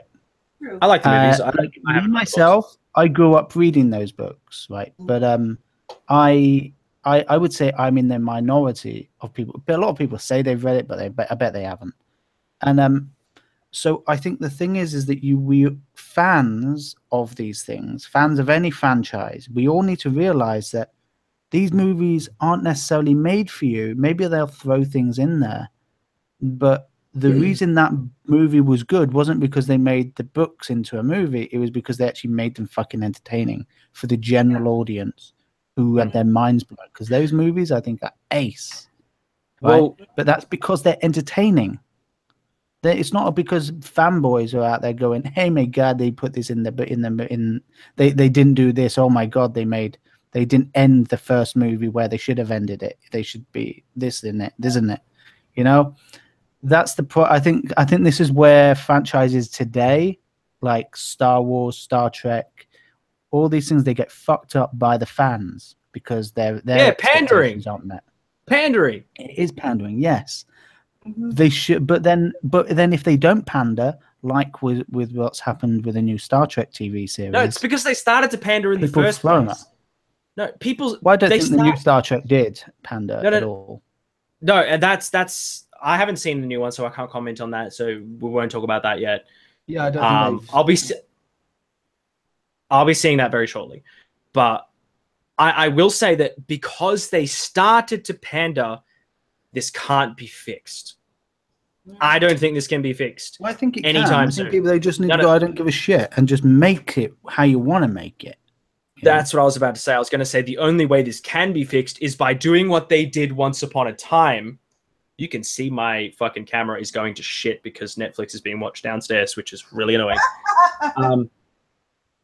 So basically, the only way that this can be fixed is by going back to when movie studios made what they wanted to make without giving a shit about the following: the ratings of the movie, the time frame constraints that they were, you know, supposed to be constricted to. They decided, fuck that, I'm going to throw that out the window, and I'm going to do this with it instead. I'm going to Star Wars groundbreaking stuff to become the norm and less pandering. Because remember, when he came out with the first Star Wars movie, it almost didn't air because he didn't air the opening credits first. He rolled the story and then showed the title of the movie, and then the credits were at the end. That had never been done before Lucas did it. Well, I think people need to allow these directors, these writers, to be able to use their imagination, and people just need to want to go to a movie or TV series and just go there to be entertained and go in there and with less expectations because you're a fan of the product or whatever, and it's not going to fit what you want. A good example of a filmmaker not pandering to an audience or to a certain group of people that he knows are going to be upset and offended and these various other things is the director of the movie The Mist. Quentin Tarantino's another one. Yeah, he don't give a shit. No. Yeah, Quentin Tarantino is one of them. But I'm pointing this out because The Mist is not only a book, but it is an adaptation of a certain author, Stephen King. Everyone's extremely passionate about Stephen King books, to a point of where the test audience hated the ending that was that we got. The test audience hated it. They felt it was too depressing, too much of a downer, too much of a downhill slope, blah blah blah blah blah. You know what the director said? He said, "That's what I'm looking for," and he said, "I'm going to release it like that." He did it. What happens? It's got a massive cult following now. People love it because it didn't go with the norm. No, I didn't read the story to that. I watched the movie, and I had a friend of mine while I was watching the movie said, "Be braced. It's a screwed up ending." Yeah, because it did not do what the book did. So I watched it to the end. I got there, and he's looking at me, and he goes, "Well," I said, "Somebody watched Alfred Hitchcock." Somebody. I'll give you a movie that you should all watch. It reminded me of the guy in the library that finally got time to himself to read every single book he wanted to read, and his reading glasses broke. I'll give you a movie or everyone should watch. It's not in English, but it's a very good movie. It's called Dogtooth. You should watch that movie. The ending of that movie, I showed MDA and a few other people. I made them all watch it, and they all got very angry at me because the ending wasn't what they wanted. I mean, very angry. They still haven't forgiven me. And but everyone should watch Dogtooth. It's amazing, especially if you enjoy the debates about like religion and stuff. It's not about religion, but it's about brainwashing and things. It's a very interesting movie. Great movie. I think it's in Italian or Spanish or something. Or no, maybe Greek actually. But yeah, very good movie. Yeah. It will mess you up though. You'll be very upset. I don't know about that. It takes a lot to do that to me. But back to the point of what I was going to say before was that let's take a look at 80s and 90s movies. Doesn't matter what genre. Pick one. Doesn't matter. Yeah. Action movies, R ratings left, right, and center.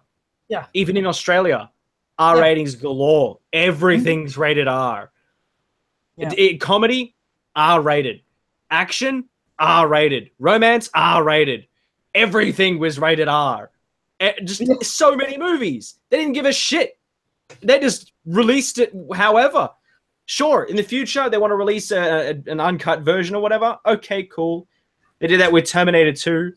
They released the 2-hour and 20-minute version of it, or 2-hour and 10-minute version. And then they, then when they released it to television, I don't know if it's the same thing in the States, but here in Australia, we actually only got the first viewing of the special edition director's cut on TV. Didn't come out on VHS. We had no access to it any other way besides to watch it on TV. However, all the F-bombs were cut out of the movie. So you got all the extra scenes, but all the F-bombs were cut out. You'd have to get cable And in then- order to get all the F-bombs in the U.S. No, see, in Australia, though, things went differently when we hit the late 90s. Mhm. And when we hit the late 90s, F-bombs, they just inserted everything. Yeah. Like, it is TV is almost the equivalent to a movie these days. They don't change catchphrases like mother trucker or whatever, you know, and make things sound hilarious. They don't use those things here in Australia, which is funny because we are like the capital of censorship, essentially. You know, we censored a game with the hardest rating you can get, an R rating for a game. They still censored the game with South Park, the Stick of Truth. And I was like, bruh, really? You gave a game an R rating for 18 years and over, and you still censored it. Come on.